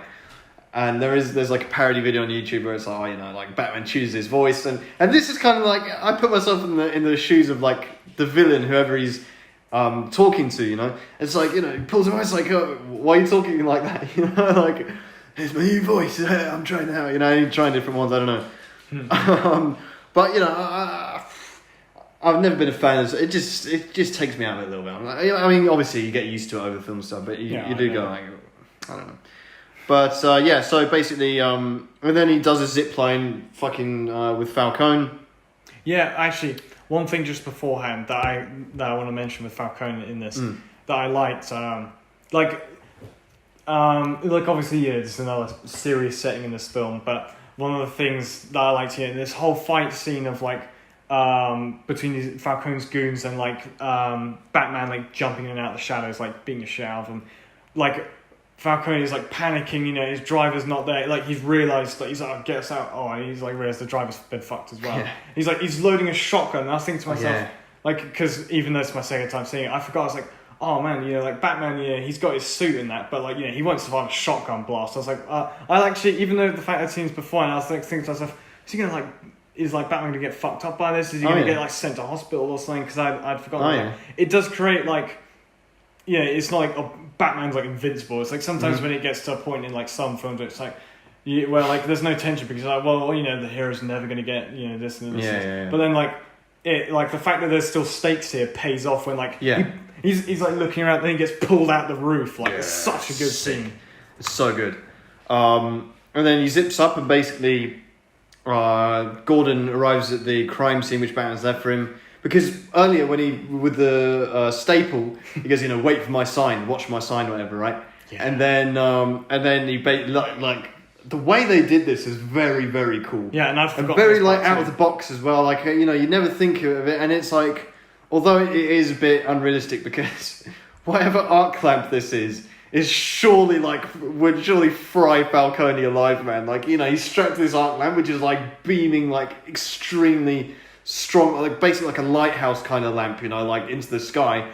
And this guy's like tied to, you know, you'd be frazzled alive, man, you know, by the heat of that lamp. I mean, I know he's got like some sort of like tattered rag on him, which is why it kind of looks more like a bat. I think it's his coat, or I'm not sure. It's something like that, but I mean, I don't know, like this is like, I can't remember if there's like a metal grill around it or if he's sat like on the naked light, or basically, but I don't know if that stops him from being burned alive. No, he would totally get fried, man, you know, like totally. Imagine how hot that lamp is. Yeah. You know, you think about an arc lamp, you know, I mean, arc lamps are very fucking hot, you know, you can't, you know, they'll burn you. He can't have been up there for too long, though. This is like an arc lamp times 100. This is like a huge, like a whole body. You think about it, the whole body, this is probably at least 7-8 foot diameter, right? So, you know, I don't know. Anyway, it is cool just for the sake of, you know, seeing the bat symbol, basically the bat signal. When Batman walks away, we get the little payoff from before with the hobo. He sees him, the same hobo, that nice coat, you know. And it's like, it's like that was the point where I saw it. So I was like, it had like a very slight PTSD flashback to the previous ones. I was like, oh, it's a coin line. But it's not a bad coin line. It's like it's kind of is, but you're on the line there, you know. You're like it's like the closest this film comes to like coming back to that. I was like, I hope that wasn't a reference to bad lines. But I didn't dislike it. Just like made me on edge. We get another little scene as well where he saves Rachel. She's like, and this is again showing how, you know, because what is it? I think Crane, and when he has a chat with Falcone, he goes, you know, this bitch is bothering me, you know, like, we'll sort her out, you know. She's a idealist, you know. Because they can't bribe her or anything. Can't corrupt her. So it's like, okay, well, you know, but I'm profit. Oh, shit happens in the street, so you know, what can you do? So Batman overhears it and he goes, okay, I'm gonna fucking save her because, you know, I want to bang her, you know, at some point. So he goes and like he goes and basically saves her, you know, because these guys are gonna mug her and shit. She pulls out a taser, and this is really cool because she turns around, she tasers Batman, and he's just stood there like he's like fucking invincible, and he literally like grabs the shit off and like throws it down, you know. It's like, you know, you can't fucking taser me, bitch. You know? Yeah, like, but one of the things was like just before like she actually sees it's Batman, is like there's like a guy behind her she doesn't know about, and then the guy in front of her like shits himself. He sees like when she pulls out a taser, this guy shits himself, but it's not because of her. But it's because he sees the guy behind him gets destroyed by Batman just landing on top of him, and then he runs off. She's like, "Yeah, you bet." And then she turns around and sees Batman, and she's like, shits herself because obviously not everyone knows Batman. But it's a nice little bit of comedy, isn't it? Yeah, I know. Yeah. It's such a good scene because it's like again linking in with the fear theme of this. It shows Batman can just by turning up strikes fear into someone so much they don't even want to fight them, they just fucking run. Oh well, yeah, exactly. So anyway, after all these, you know, shenanigans that Batman's doing on his first night, he wakes up at 3 p.m. Alfred wakes him up and goes, I know you're all set on this like vigilante thing, but you know, you need to be Bruce Wayne as well. You've always got to explain his injuries and shit that you're getting. All that shit, you know, like and we get the cool, you know, Batman, Bruce Wayne, he's doing the push-ups, you know, he's doing the press-ups, he's like, gets down, knocking them out, bang, bang, bang, you know, and he's fucking ripped as well, man. We get to see, like, his fucking, you know, all I mean, we saw it a little bit earlier in the ninja stuff, but here you really see, like, Christian Bale got ripped, man, you know. Yeah, it's the first Batman and Bruce Wayne that, like, actually are like convincingly kind of, it kind of fits with like the original description of Batman as being a man with muscles on top of muscles. He's ripped and respect the dedication on his part. Oh, for sure, man. He put on so much. I know for this film, he broke some kind of record or something. It was like he put on so much. It was like De Niro for Raging Bull. I think Christian Bale broke this record because obviously he'd previously done the film The Machinist, where he was like, he weighed something like 50 kilos and he's like literally like a skeleton. And then I think a year or two later he did this film. And it's pretty disrespectful for me to even like kind of just guess these kind of facts, because what he did, I mean, if you're listening, by all means look this up, like the actual facts, because Christian Bale's body transformation was phenomenal. What he did there, it's basically it's like so well known as well by this point. Yeah, for sure, and he's absolutely ripped to shreds, and he would fuck up Adam West, Michael Keaton, Val Kilmer, and George Clooney, all 4 on 1. Christian Bale would fuck all of them up, man, easily. I mean, yeah. His Bruce Wayne would fuck them all up, man. Yeah. And it's also like, I get, this is like quite fresh off American Psycho as well, right? So he's still like in that Patrick Bateman physique as well. He's in Sigma mode, right? Oh yeah, he's doing his morning routine, it's like he's like just about to put on the hub mint like facial mask, and then he realised, wrong film. Yeah. And we get a little bit more dialogue with Michael Caine, where he's like, you need to, be rich. And like, how do I be rich? You need to buy things that aren't for sale, you know, date hot women, like models and shit. He's like, okay, drive flashy cars and attend events, and he brings up sort of his dad's image later on, but he does point out, you've got a double life here. You've got to, like, fucking live it out as well. Exactly, and that's basically what we get here. We get Bruce Wayne, he turns up at this hotel to meet, I can't remember what it was. He just turns up at a hotel with these, 2 women. Russians, I think they are, Europeans, whatever. Comes out of the car, the valet, he's like, nice car, and he's like, you see the other one, and I love that great scene. line, great. And that is one of our Sigma moments, this it's a very Sigma scene. This is maybe the most Sigma Batman film, this is like full Sigma, it's so I know, I love those lines because it's not just it's not for people like us who are just like, it's a Sigma. It's a funny line. It is just Patrick Bateman and it's Bruce Wayne. It's so like off cuff. It's just like it's like it's a really nice guy. Like you should see the other one. His delivery's so good, the humor and everything. He's like and he's so arrogant, but he plays it so well. Yeah, he plays like a billionaire playboy so well. Brilliant, perfectly. They have he's like he sits down with some of his mates as well. I don't know if there's like meaningful dialogue that's plot related in this. I'm not really sure. I don't really think so. This is just demonstrating that he is doing his playboy thing. But there's another really Sigma moment as well. We're both probably you're thinking of the exact same thing as well. Cool. Follows on from this. He's like, a waiter comes up to him or something, and he's like, your lady friends, they can't just sit in the pool naked, basically. And then he's like, what? He's like, while he starts writing a check. He's like, I'm buying this hotel and I'm changing some rules about the pool. And then he jumps in himself. It's so good. That is like such a good line. Just the whole thing. It's really it's like because the guy's like, it's not a question of money, so you can't pay me with bribe. He's like, I'm buying this hotel, and he's like looking at the guys around him like these big dicks, and he's like, I'm bigger dick than all of you, man. He's fucking Bruce I'm Wayne. Buying this hotel, making rule changes about the pool. But maybe that's the first time you actually see it's Bruce Wayne flex as well. That is the biggest flex in any film ever, man. Just like, I'm buying this hotel, bang, Although we did get, actually in The Dark Knight, we get something similar, but this is really setting up the character. He's fan-fucking-tastic. But one thing that does follow on from this, basically directly after that, he's been, at the hotel for a bit. I mean, and then he meets Rachel. Then this is the thing where he's dripping. He's got the two, and they're like in bath towel robes as well. He's like, and then he's it's one I actually like. But then I like this, and this is why I kind of slightly disagree with you on she's not a good like love interest in this. I mean, I like this in that she kind of. There's this disconnect where she admires Batman, but she despises this sort of she knows he's a fraud, you've sold out, whatever. It's like what are you doing, basically? I mean. What the fuck have you become? He's like vapid and everything. He's just living like a But I hate what you're saying. You're defending the Rachel, but I think this is just sold by Christian Bale because he's there and his face falls and he just loses everything, because he's like, it's like he's naked, man, in front of him, because he's just like, oh, this isn't me, you know, like I'm just, you know. But that's the thing though. It's not just him. It's like the fact that he has someone. Well, she calls him out. Yeah. And she's it like, bounces it off fuck of you him, doing. and then he has the reaction. Yeah, to he's it. like, oh yeah, like this isn't me. He's like really embarrassed and ashamed, you know. And you're like, it's so good. It is amazing. And then she gives us the line, "It's not who you are. Underneath, it's what you do that defines you." Basically. Oh, okay. But that's a bit cringe, I think. Like, I mean, yeah, it's cool, but I think in 2022, like, okay. Yeah, well, I know. 17 years on, who cares? I don't know. But it's still cool, and what is good is it demonstrates why, you know, Rachel's still like, you know, hardcore, like, you know, on her beliefs and stuff. An idea of someone who like that's right, and sticks to their values and stuff. Exactly, and I think that, you know, obviously Bruce Wayne is obviously influenced by that. Yeah, exactly. So anyway, where are we at next? So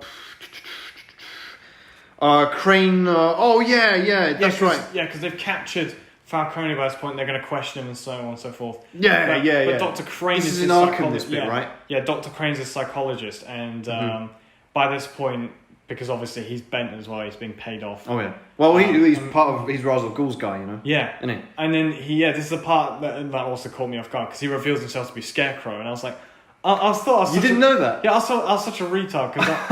Yeah, but this is the thing that caught me off guard, because like, I mean, I'd seen like I'd watched some Batman animated series like stuff beforehand, like semi recently as well, and I don't know why I didn't make the connection. Oh yeah, this guy's called Dr. Crane, and then he pops out as Scarecrow. I was like, oh yeah, Dr. Crane is Scarecrow's, you know, previously, you know, alter ego and so on. But then I liked, I mean, this is the thing that I'd forgotten having seen the film previously, but then I was like, oh, Cillian Murphy is, you know, Scarecrow, he's got this gas and everything, and it like sets up, you know, this guy he plays on people's fears, which again, and this is why I will give it, you know, this is proper Scarecrow, you know, this is his proper origin story. And I'm glad very good. I'm glad they have it in this, because I always wanted to see a live action Scarecrow, and and they nail it. Cillian Murphy nails it. And the thing that I found interesting about it is that Scarecrow was originally planned to be in the 5th film of like the Tim Burton, Joel Schumacher thing. That's right. If they were given the opportunity after Batman and Robin, thankfully they weren't. Thankfully, and I'm glad, because in this one it's so good. And so basically he more or less turns Falcone like mentally insane, so they don't. So they can't testify and they can't put him in court. So he's just permanently in treatment in Arkham, so he can't basically spill the beans on anyone. It's brilliant, because Falcone's trying to threaten him and shit, and he's like, he's cool as a cucumber, Cillian Murphy, man. He's like, you want to see my mask, you know? And he pulls out, and you see this like, and it's fucking pretty scary mask, man. It's like this kind of sackcloth, potato cloth, whatever, and it's like, you know, he pulls it out, and it's stitched, and it's got it looks horrible, man. It does look, it looks scary, like, and then it's like the gas out the suitcase, and he puts it on, and he's like, oh, you know, fucks him up, and you get this like, the only thing about this scene is like, it's so powerful, but then it's like, you know, it's Scarecrow, but then you see the guy who plays Falcone, who's like, he's quite bad at like being scared, and he's like, just like that, and I'm kind of like, oh, okay. I was kind of laughing at that. I was like, you know. I mean, I liked the what's it called? I mean, like again, if obviously like, this is like obviously a very well done Scarecrow. I mean, I think this is the first one that's ever been live action. I think, unless it's in the animated series. Well, so not the animated series. In the 66 series. No, never. No, he wasn't even in there. But I mean, too scary. Yeah, of course. Come to think of it, that's why Two-Face wasn't in that series. Couldn't have Adam West, like, you know, being scared of his parents being shot and so on. Yeah. But that's the reason they didn't have Two-Face in that series either. He was too scary. Too scary. Basically. I mean, that's the thing I like with this. That like, if you actually imagine it, like you're a guy, you're a mob boss or something, and this guy just pulls out this like fucked up mask, like. And then suddenly you're like you got this like gas you spray on you. You're a terrified man, and then very convincing. And obviously we discover it later in the film, but the fact that gas is like a stronger, developed version, concentrated version of what Bruce Wayne uses when he's training in the ninja, that blue flower at the beginning, which is a fantastic bit of link. I think that's really cool. Yeah. No stones really left unturned in this. No, it's fantastic. It's all like thoroughly. They cross every T, dot every I. You know, in this, there's no, you know. And anyway. Yeah, but then, Rachel, I think, follows him as well after this. Follows Crane. Yeah. She's like, you know, pissing him off a lot. I mean, she's doing that the whole film pretty much. Yeah, she's like, well, you know, should you really be the only one with, like, exclusive access to him as a psychologist? Like, I want my person. My psychologist to look at him as well, and he's like, oh, okay, I'll sort that tomorrow. She's like, no, tonight. Oh yeah. I don't know. Because then we get we cut to basically Batman meets Commissioner Gordon again, and this is cool because you see this is again the character development. It's like you see, Commissioner Gordon's house, and he's taking out the trash with his family and shit, and it's you see this kind of humble lifestyle that he's got. He's a sergeant, but he's still he's a family man. I love this, and it's Gary. Because the thing about Gary Oldman in this film, I think when Chris Nolan originally contacted him, he was, pitched him to be a villain because that was I keep forgetting his name. Gary Oldman's career, he always plays the villain. Phenomenal actor, and I think one of my favourite actors in terms of I always think a good actor or one of the great actors like him, Tom Hardy, extremely versatile. They can play anything, and to this up until this film, Gary Oldman was very much typecast as a villain. And when Chris Nolan called him to do this, he was kind of I'm tired of being villain. Can I play a good guy? And he was like, oh shit, okay, let's make it Gordon.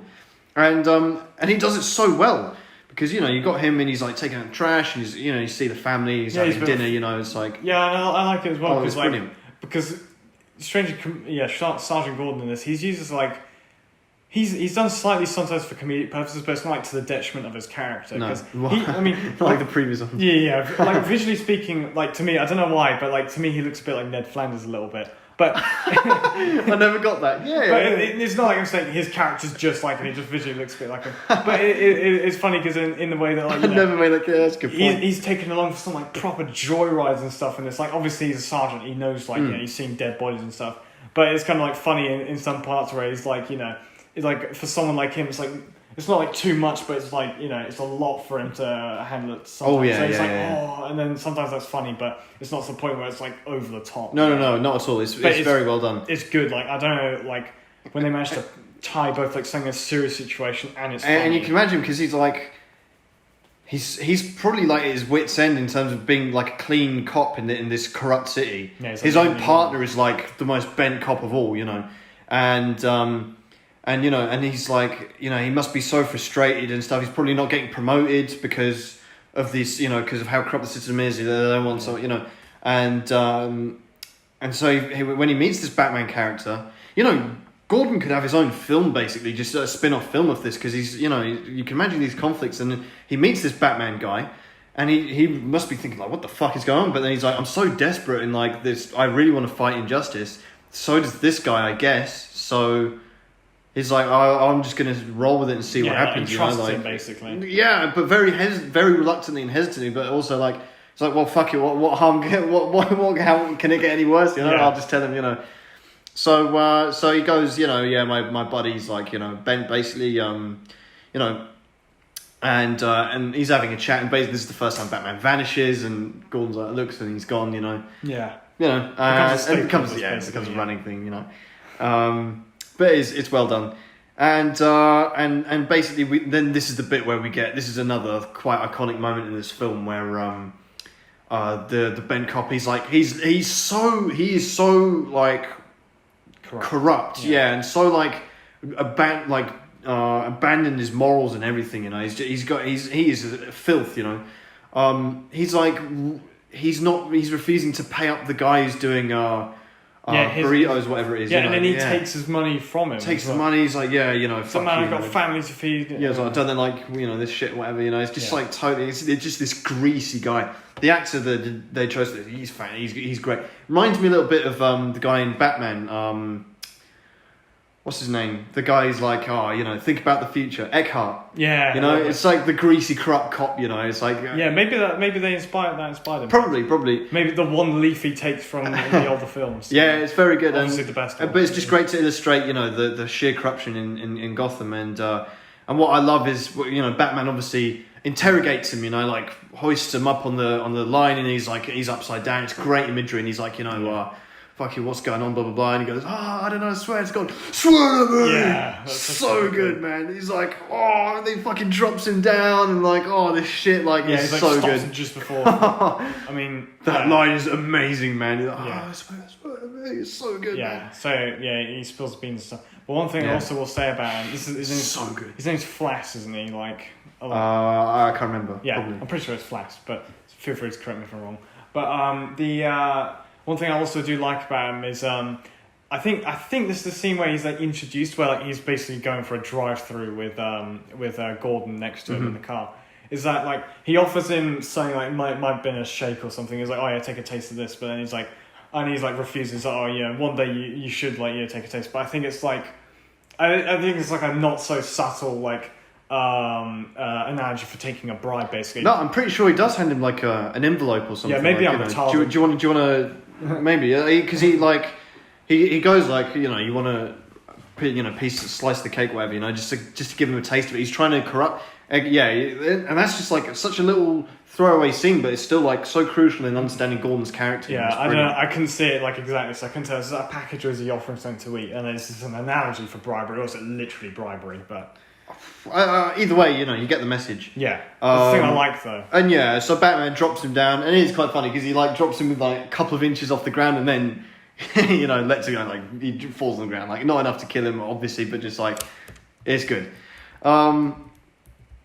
So then we get a really nice shot of Gotham in the night, where Batman, he's going to go and... I'm not sure what he's doing in this specific scene. I think he's obviously following this lead, and but he's like climbing up a building, and then there's this kid there, and he's like, he sees this kid, and he's like, gives him a telescope, right? And that's quite cool, Yeah, he's like, oh, my friends won't believe me. Yeah, he gives him like a Batman gadget. That's pretty cool, man. Yeah, I mean, this is also like a really obscure thing, like you might miss, but there's like...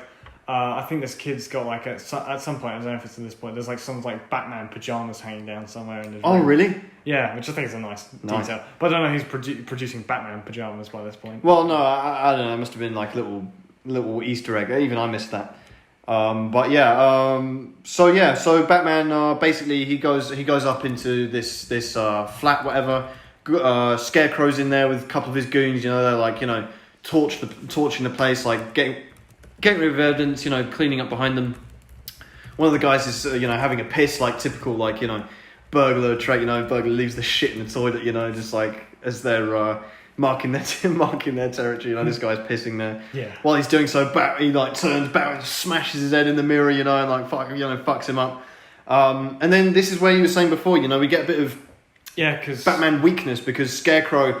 He's doing a bit of Mr. Freeze, man, but in a tasteful sense. He's like dishing out the puns, it's like, you look like, sit down, have a drink, I think you need to lighten up, and then because he's throwing petrol on him, you need to drink petrol. Yeah, he's giving him like fear gas as well. Yeah, he's like, you need to lighten up.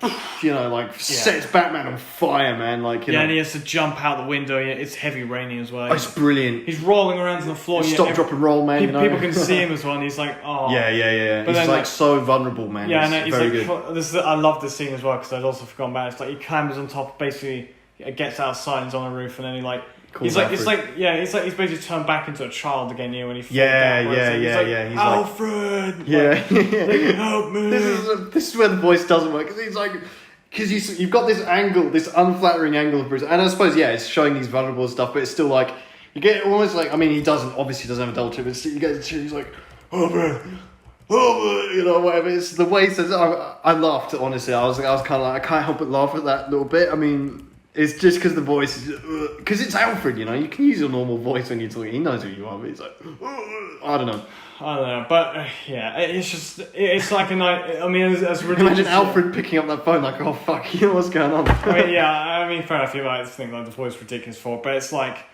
I do love that bit because it's like it shows like he's still not mature. He's not properly Batman yet. He's not the finished article. He's still like vulnerable. And it's like, but it really down inside he's still the same like as he was like when his parents are killed. Like he's like he still has this weakness. Yeah, he's still like a vulnerable, like basically still a bit like a child in some ways, and he's like he needs to come back to Alfred to like nurse him basically back to health. Yeah, and because it does that, and then this is a scene that was unnecessary, but I think it was more to show us Alfred's reaction than Batman's. But because it cuts to him like in the back of this car, just you see him in the back of this car, and he's just like he's there like this. He's like it's in a well lit car, and they do this a lot in this trilogy where you see Batman in a well lit room and it doesn't work. And in this case, he's like in the back of this car, and it looks a bit like a bit of a joke. Like, I don't know. I never Alfred's driving and he's like, fuck, you know, like, what is going on here, you know? I don't know. I never paid, like, too much attention to stuff like that. Oh. I mean, I think, isn't the next scene, like, he basically wakes up? Yep, on his birthday. Yeah, he wakes up, so he's been out for 2 days, basically. Yeah. But he's, like, there with also Lucius Fox.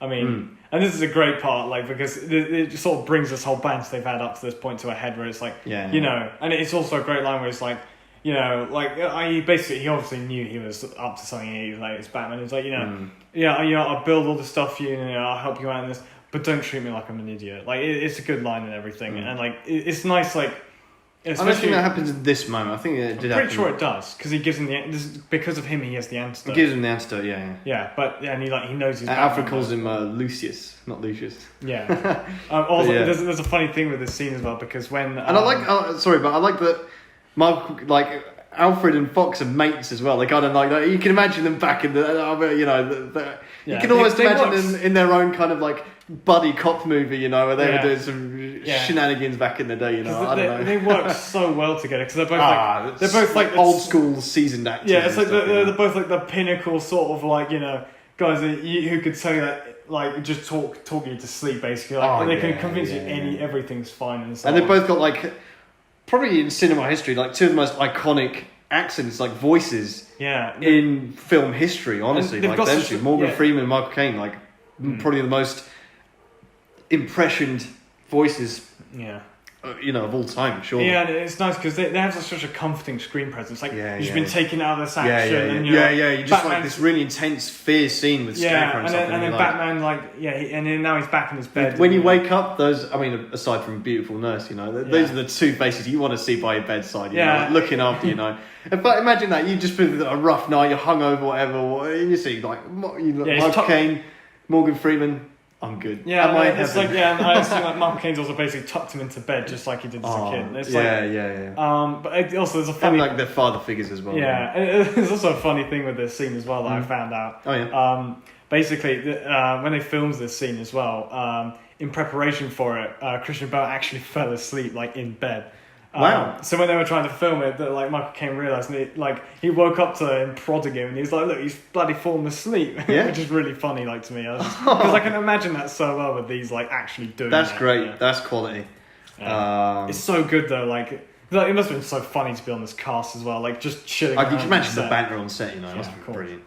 But anyway, so then, basically, because it's his birthday, he needs to have a billionaire birthday party, and Bruce, and he does it. He's like, "Fuck this," you know. I've got to save the city. Yeah. And Michael Caine's like, "No, you got a name to maintain. You know, your father's legacy and all that shit." He's like, "Fuck that." Yeah, this is my father's left, basically. Yeah. And he's like, "Oh, Alfred, you know, you keep him busy. I'll be back. You know, like tell him that joke. You know, fucks off."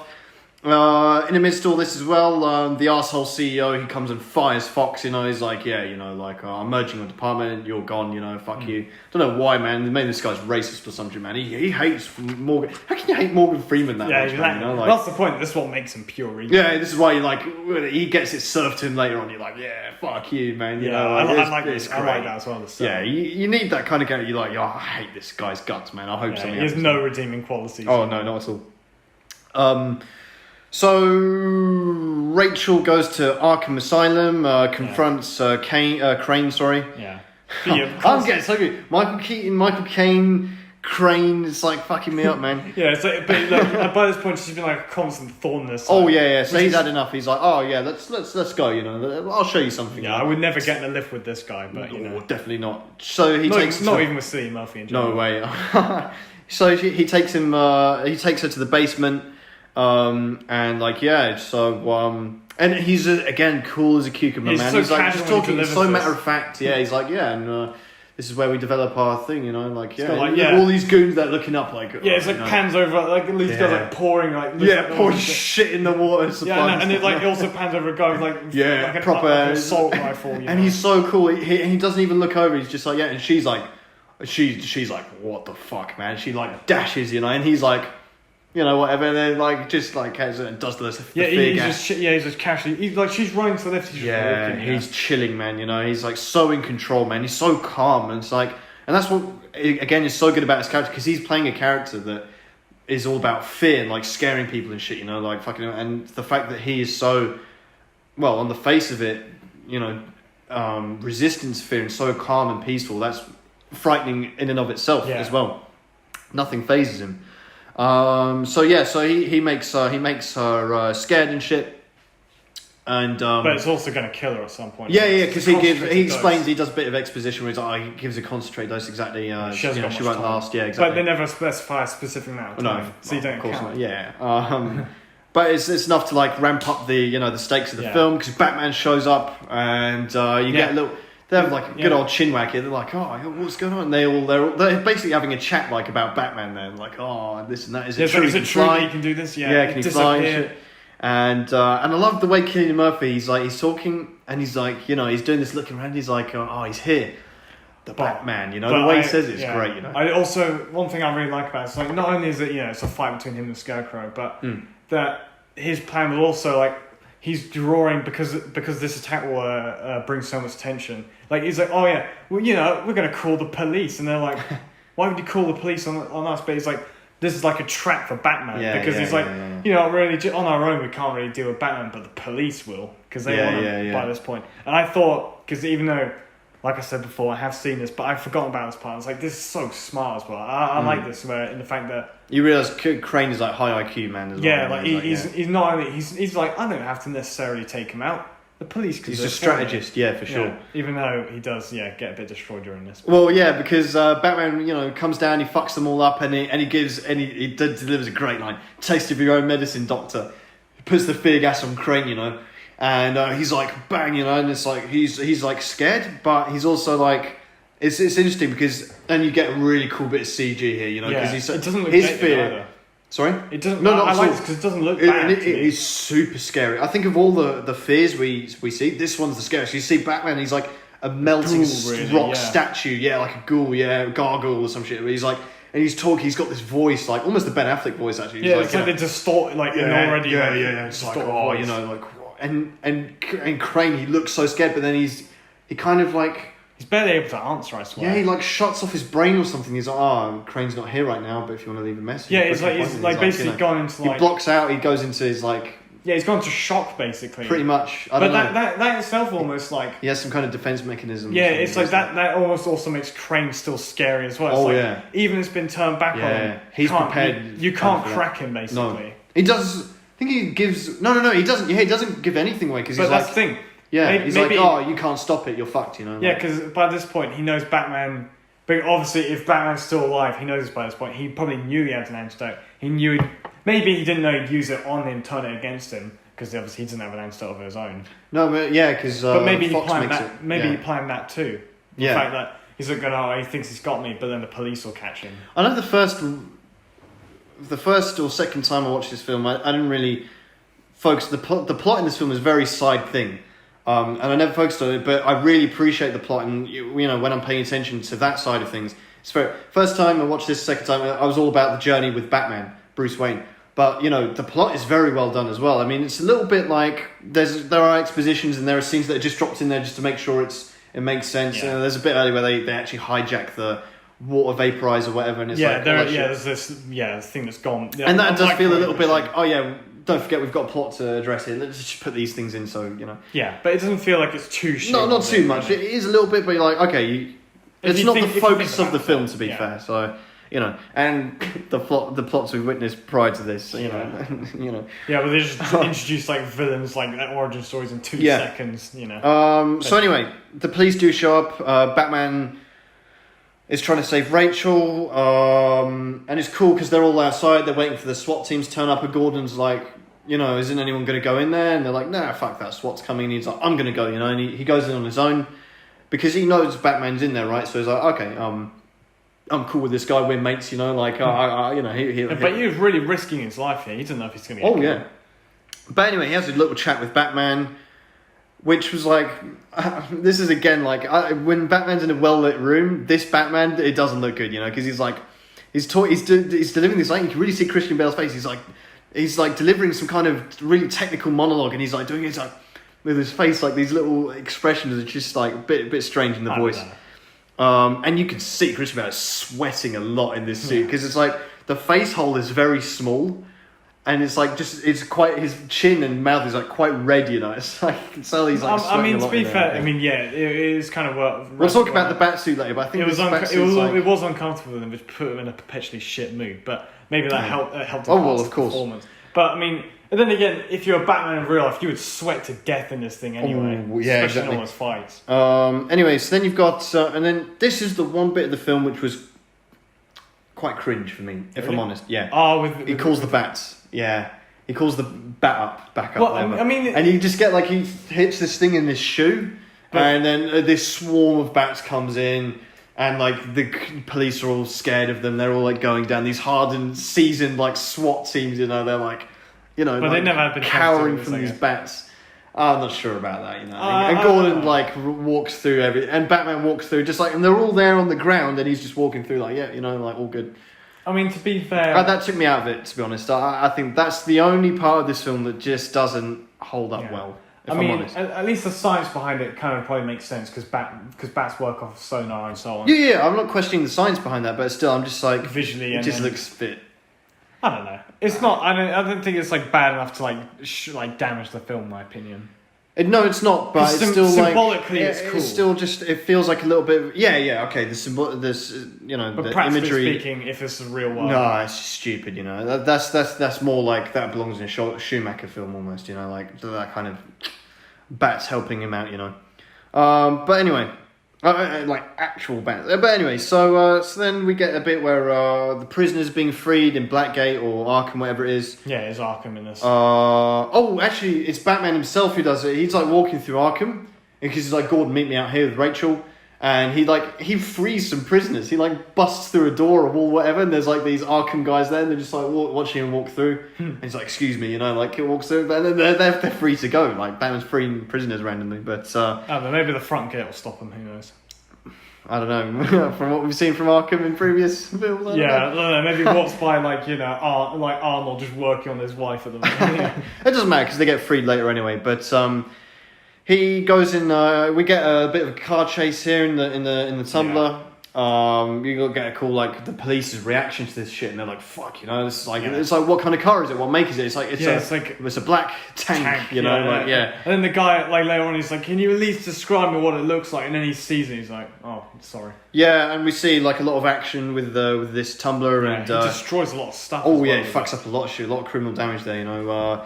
He goes. This is a bit I didn't like about the Tumbler specifically. When he's in the thing and he goes to operate the cannon, and he goes down like that. I never understood that looks so dumb. It looks terrible, man. Like there's no. It's just like why with the weapons? It's like this back-breaking maneuver. It's like there's no need for it. Just press a button. Like it would make like I know in the Dark Knight, like he turns into. He's got the motorcycle, But why does he have to do that every time it's the weapon system? Like, and Gordon does it a bit later as well. It just looks stupid, you know. Yeah, I never got it. No, I didn't like it. That's a questionable thing. But and anyway. And another little bit of a questionable thing is like when he does the jump and then lands on this roof and he drives across. He doesn't. Yeah, just like that's like a concrete. Man, that would dive. That would go straight through. It's just like some fucking. It's a tiles basically. And shit on there. It's like a normal roof, man. That would like that. And this, how much do you think this Tumbler weighs, man? At least. Yeah, at least 5 tons. Yeah, man. I'd say 5 tons at least, man. I mean, for a bridging vehicle. I mean, yeah, but. On the other hand, that's a very brief part, and then that took me out of it a little bit.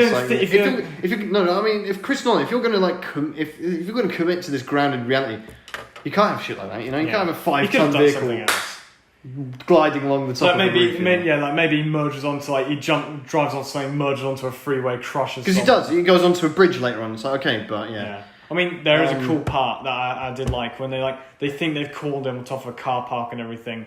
But then it does bring out this part where this is originally a bridging vehicle and it does a rampus jump over and they bring that part into That's cool. I thought that was cool. And there's a little bit later where they're on the highway and there's a helicopter light on him and he vanishes kind of thing. Goes into stealth mode. Yeah, that's right. Maybe this is built with parts of the Vanquish, maybe. Yeah, there's a little bit of that. That's what it made me think of at least. I don't know how. Yeah. Well, invisible car, of course. But anyway, so then we get fucking and he saves Rachel. He does the jump into the Batcave, which is really cool through the fucking waterfall. Yeah, because I remember watching this well, if the police are tailing him, how's he going to get into the Batcave without them noticing? But then if he makes enough distance and jumps through a waterfall, last thing they do. Very cool. Yeah. Takes Rachel out, gives her the antidote. Tells her what to do. Yeah, and then knocks her out, and then he takes off his mask. Pretty cool. Yeah, he doesn't do the thing that. No, we don't get to see the eye. We do in a later film, but not in this one. Yeah, they just didn't show the front of his face, probably for that exact reason, because they didn't want to do a Michael Keaton. But anyway, so then we get. Oh man, I'm just remembering the image. It's so fucking bad, that shit.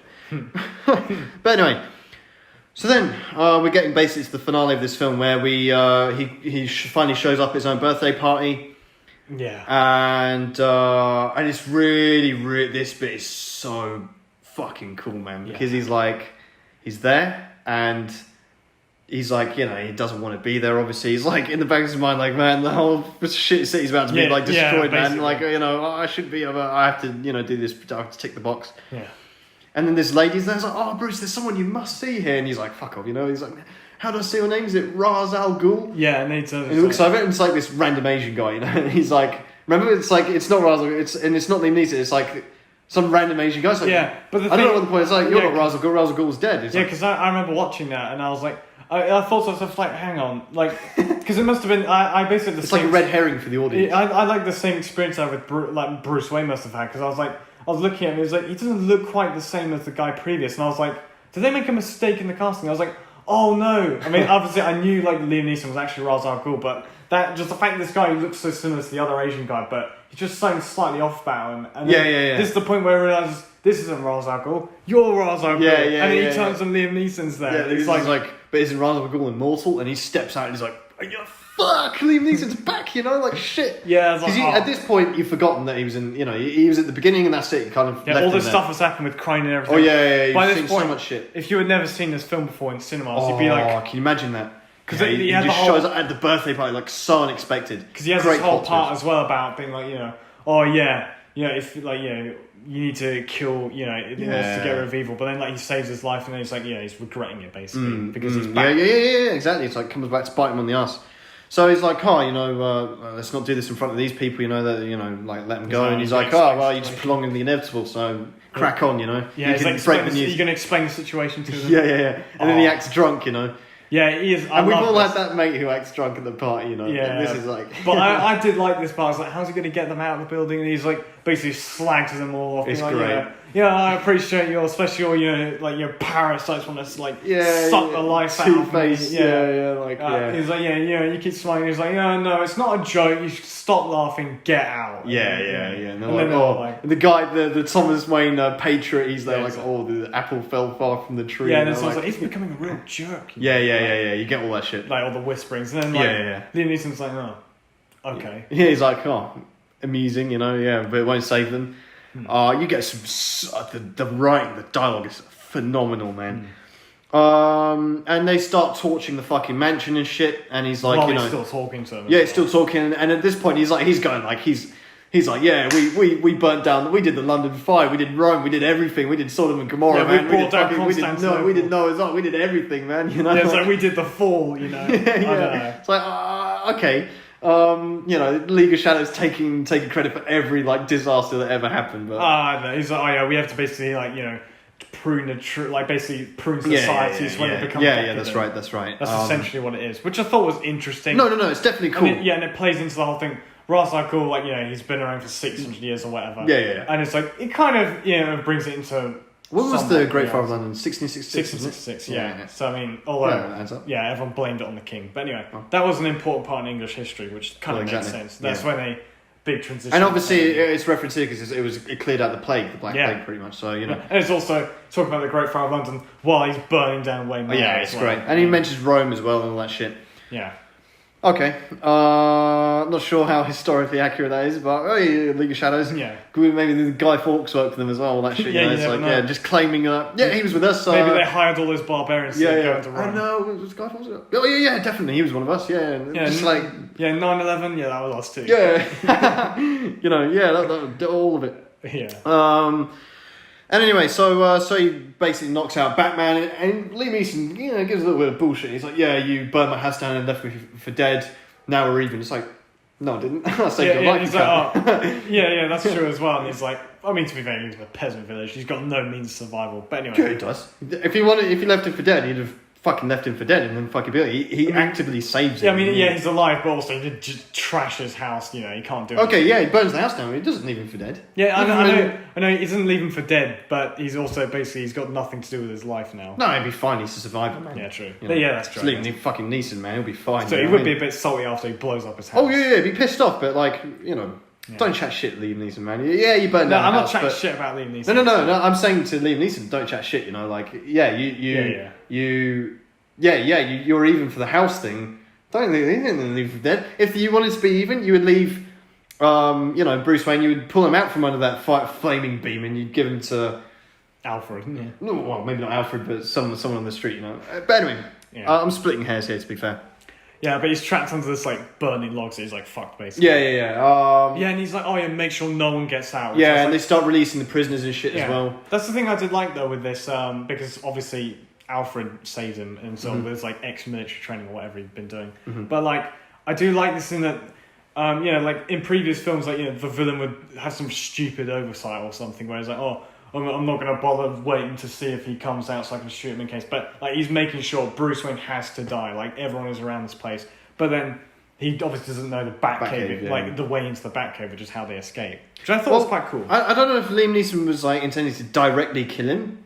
He just like turns his back on him basically, which is what Bruce Wayne did to him. So, I don't think he would have personally killed him. You know, but.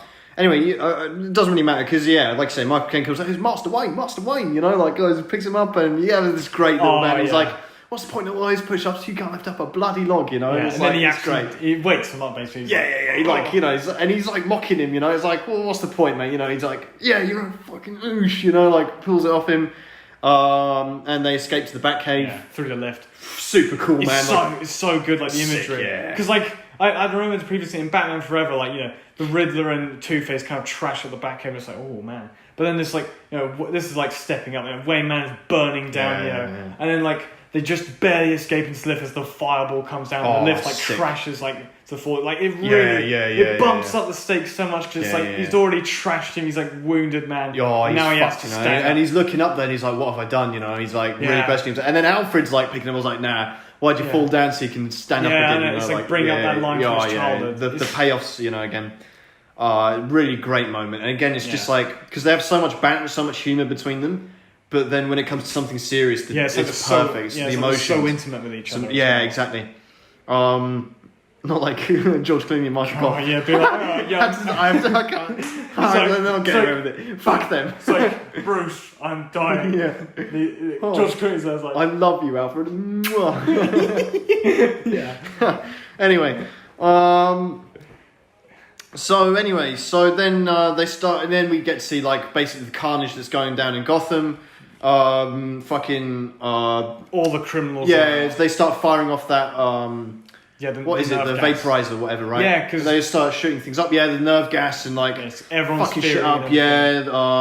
You see Scarecrow on the horse. You know, that's super fucking cool, man. It's because he's wearing his cross on his head, and to everyone it looks like he's like one of the horsemen. Yeah, he's like the Grim Reaper or some shit, man. He's like, there's nothing to fear but fear itself, man. He delivers that line again, and that's like the line from before, where it's like so iconic, and it's like. I feel like I've heard it elsewhere, but maybe it is. But there's nothing to fear but fear itself. It's like a line from, I don't know if it's originally from FDR, but one of the previous. Okay.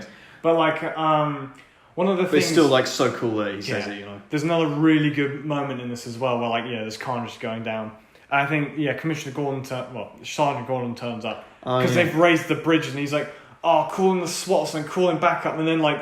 The commissioner's like, you don't understand. There's no one left to send in. But then Batman like shoots off in that shot, which is cool. But then like that moment as well, it's like again building tension. Like all hope is lost, you know. Yeah, I was oh man. But even though having seen this again, it's like that moment is so good. And you just get full Hans Zimmer like dun dun dun dun dun dun dun dun. You get like the Batman theme. It's like boom, you know, it's so good, man. It's so well done, because it brings the audience so low, and then like you see Batman shoot, and you're like, you just get, you can imagine like in the cinema the audience like cheering, you know, and it's like one of the times where it's actually like, you know, it's warranted. It's amazing, and Hans Zimmer like just does his thing, man. Yeah, the music plays in so well too. You get the theme song, man. It's so good. We'll rank that later. It's going to be interesting where we put that, but anyway, but back to you get a Scarecrow on the horse. The only problem with that is the Scarecrow is so good in this film, but the last you see of him is embarrassing, because she Rachel tases him. Yeah. And he just runs like, I mean, to be fair, and the horse like whimpering, whatever. But I guess he assumes also she doesn't have the. Again, by this point, he would probably know that she's been cured as well of it and has the antidote.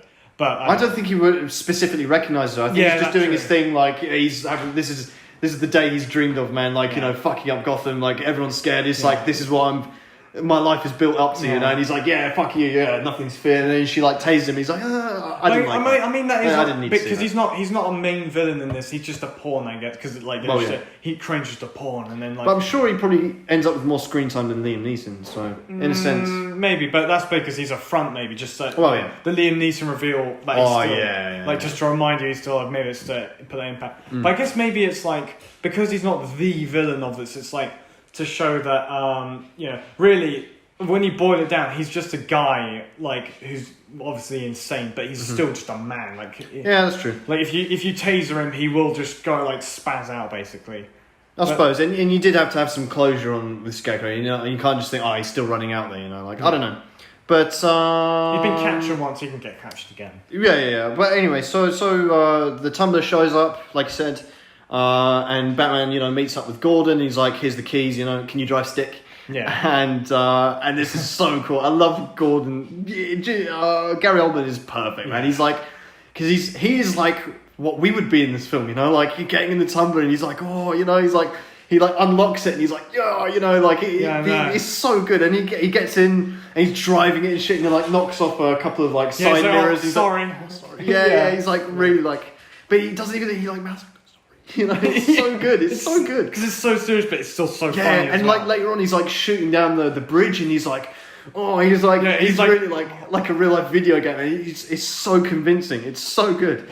And it puts the audience in the film as well, because it's just like a normal guy like in amidst this universe, and it's like, it's brilliant. Yeah, but in the meantime with this as well, like Batman's going to showdown with. Yeah, this is like the boss fight with Liam Neeson, man. Yeah, but beforehand, like I do like this bit as well. It's like he's got two of his goons, and he's I think I can take on two of the goons. He's like, fair, and then he's like brings down four, two more, and then there's four of them. I always forget that bit, when I watch it, because it's just like, he fights guys, but there's no problem there. He's going to go and fight Liam Neeson, so it's like these guys are just like fillers basically. I don't even think that was necessary. Yeah, but I mean, it does give him a chance to get away a bit, on the train. Yeah, they sort of like beat this. Yeah, so he beats them all, but then like there's a part that I like as well, because everyone like basically turned to a zombie by this point on the island. They see Batman and they're like, oh yeah, like it looks from their perspective. I'm glad they show us. Like it looks like he's a demon. He's got glowing eyes, a glowing mouth, that's about to breathe fire at them. Yeah, and they all start like mobbing him, but then like.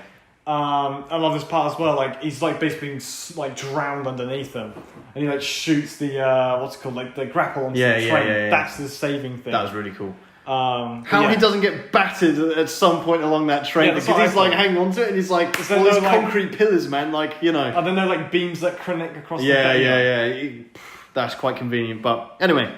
So basically, and it's quite fun. And in the midst of all this as well, you've got a guy in the Wayne Tower, like, explaining everything to the audience. You've got the exposition. Yeah, he's like, after they get to the Wayne Tower, which is the centre of it just so you know what's going on, this is Yeah, I mean, it's Shane Rimmer here, which is like another guy cast as well. I was like, that's interesting.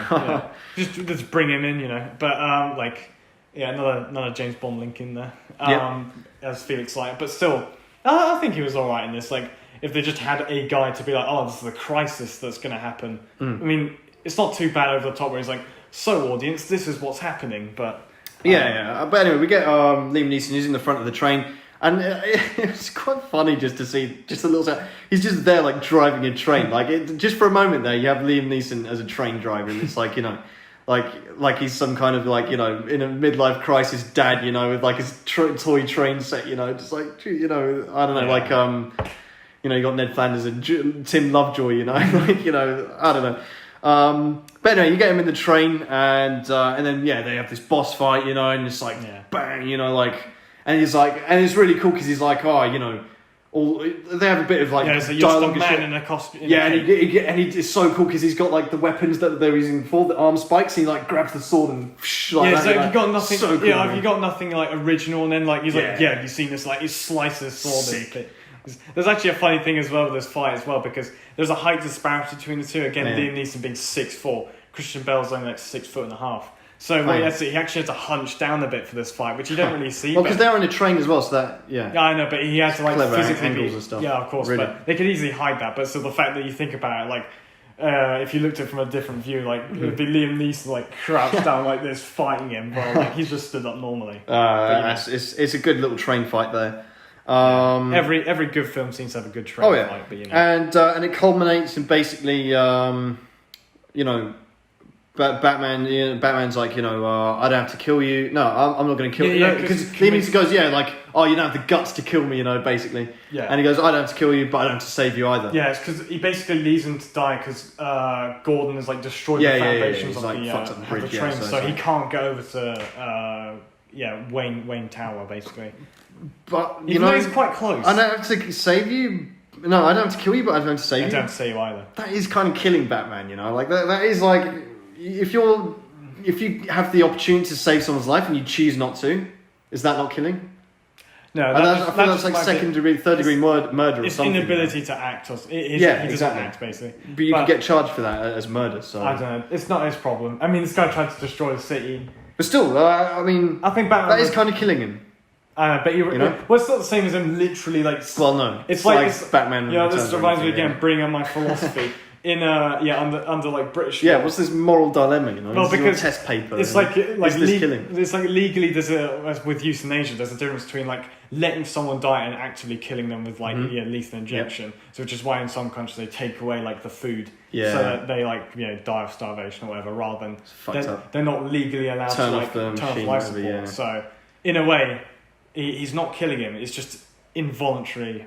Well, manslaughter. Yeah, involuntary manslaughter. Or voluntary manslaughter. I think that's still killing, I don't know. It depends. But if we're being generous, it's not. But I think really you would go to prison for that. Like that's. Still... I don't know. We've come a long way from Michael Keaton breaking people's ankles for a joyride.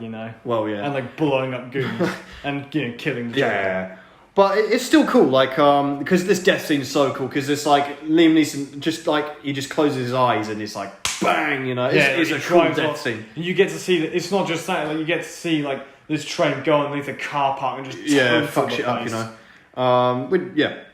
And then like Commissioner Gordon gets out the they're all good, everything's Gucci, that's pretty much it. That's the end of the film. We get like all the loose ends tied up. We get I think this might be the number one Sigma moment because the hotel thing. But there's also this bit where that arsehole CEO boardroom guy is like... Yeah, he walks in. Yeah, he walks in, Fox is there, and he's like, he's like, I thought you fired you. He's like, yeah, you did. I got a new job. Yours. Oh, so good, man. I love that. So good. And then he calls up Bruce Wayne, who serves it to him as well. He's like, bought through a bunch of dummy it's like, this isn't your company anymore. It's like, he bought the majority shares. Yeah, it's like through things. It's a little bit technical, but it's because like beforehand my company's future's safe, because before in the party, I think and also beforehand this guy like is like treating him like a moron and explaining, this is this thing. It's like it's a bit too complicated, patronising him, from a moron like you, Bruce, and then like he just pulls the rug underneath him. And then while he's like doing this, Morgan Freeman's like, ends cool. Didn't you get the memo? Like fucking serves it to him, man. You're like, fuck you, man. This is so good, man. Yeah, but I think there's also a bit like I think he's driving with Alfred or something, or he's in some place with Alfred, and then like he's like, your front page news. But Bruce Wayne only makes the page 8. And he goes over and it's like billionaire burns down house. Drunk. It's like it's kind of funny. Cool. It's cool. It works. It's like the Playboy thing because everyone was there, and it's like that's a plausible explanation. It's like it's very good. Yeah.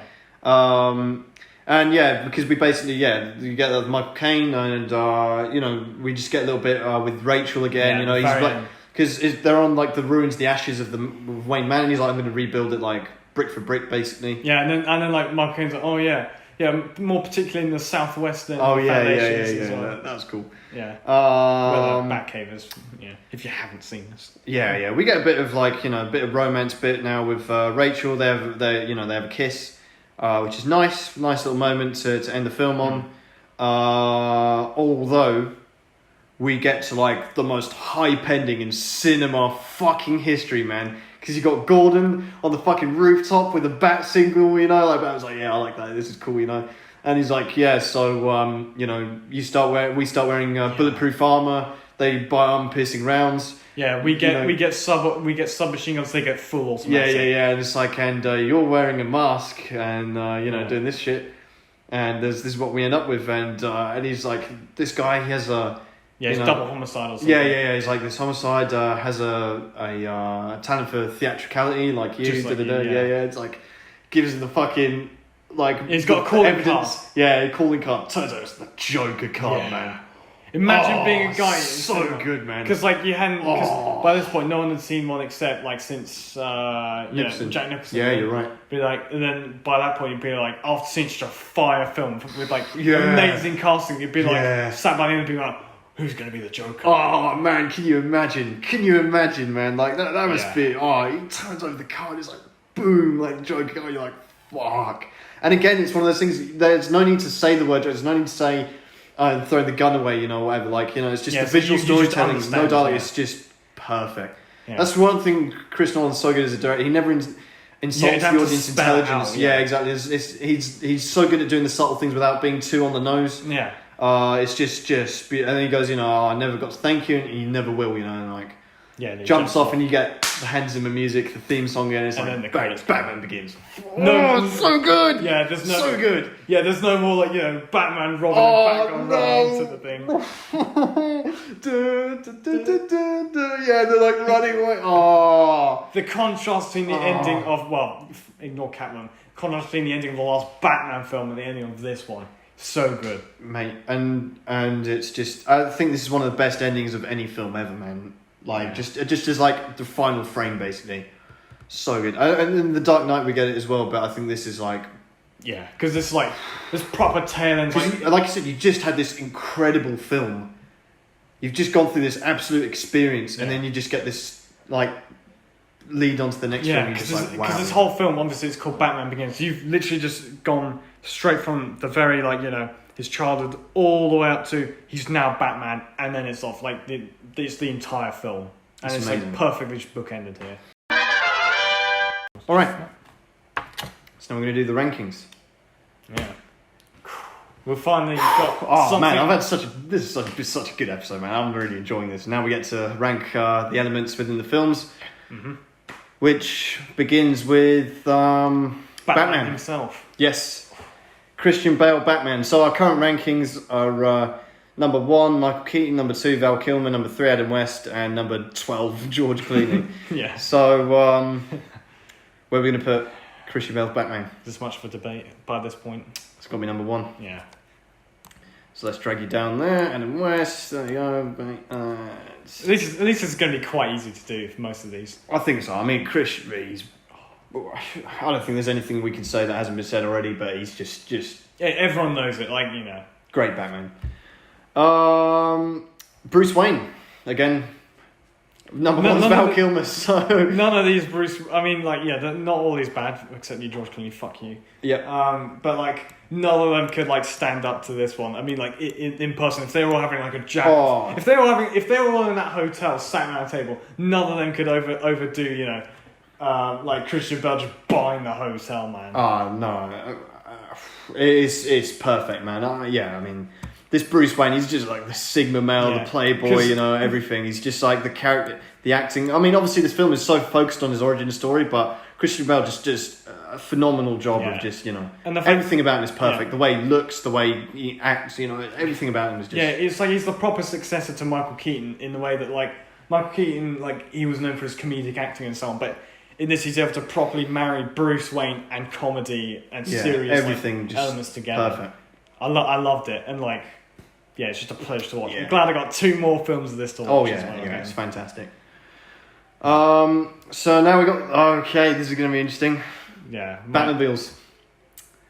Number 1, 89. Number 2, 66. Number 3, Batman Forever. Number 4, Batman and Robin.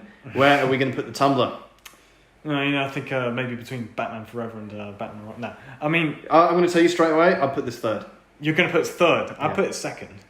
You cannot say this is better. I mean, I think you're coming at this from a point of nostalgia. You look at my Lego setup there. Yeah, you think you don't have a Lego Tumblr, do you? I think you have too much nostalgia love yeah, it's true. For the 66 Batman bill. Like, it's cool and all. I like it. You know, it's a bit of a symbol of my childhood. Yours more so. But objectively speaking, this is in much cooler scenes. And I mean, maybe the design is not as iconic because it's not really a Batmobile. It's iconic, but not as a Batmobile. It's not like, it doesn't look cool. It's like if James Bond drove like a, you know. Hey, he drove a Lotus instead of, you know. That's what I mean, you know. But it's still more like those are still cool cars. They're iconic, and you would say that those are good cars. But I think the Adam West one is iconic, just as much as any. It's not. I still think it's not. I don't think it's deserving to stay at the number 2 spot forever. I think the Tumblr is better than it because, like, you know. Okay. I mean, you know, it's never going number 1, but I know this pains you, but I think this is the point where you have to let the nostalgia go. I know if this had a bat symbol, if the Tumblr had a bat symbol on it, maybe you'd like it, but you know. Batsuit. Number 1, Michael Keaton. Number 2, Val Kilmer. Number 3, Adam West. Number 4, George Clooney. So, Batman's new Batsuit. Now, obviously, this is going to go number 1. But the one thing I didn't understand in this film, which they literally go on to correct in The Dark Knight, is about the cowl. Because you've got basically in this film he still has the cowl which connects the neck to the head, and it's like one piece, so he can't turn his neck. Yeah. So why didn't and they address that in The Dark Knight, and they give him one where he can turn his neck, but why didn't they just do that straight away? I don't really understand why they, you know. Maybe I haven't thought through it all too much, but I do like this Batsuit look because it's like cool. Full black, matte black. So it's not like shiny rubber or anything. Yeah. And it's got like the gold belt. It's like such a cool highlight, man, you know? Yeah, and the fact that he this is even you can see in the picture, this is scary, man, to look at, because as cool as Michael Keaton's one is, you might burst out laughing if you see it a little bit, if you got confronted by it perhaps. But I don't know, this is a properly mean. This is mean. He's literally the terror of the night here. Yeah. The whole fear thing. Convincing.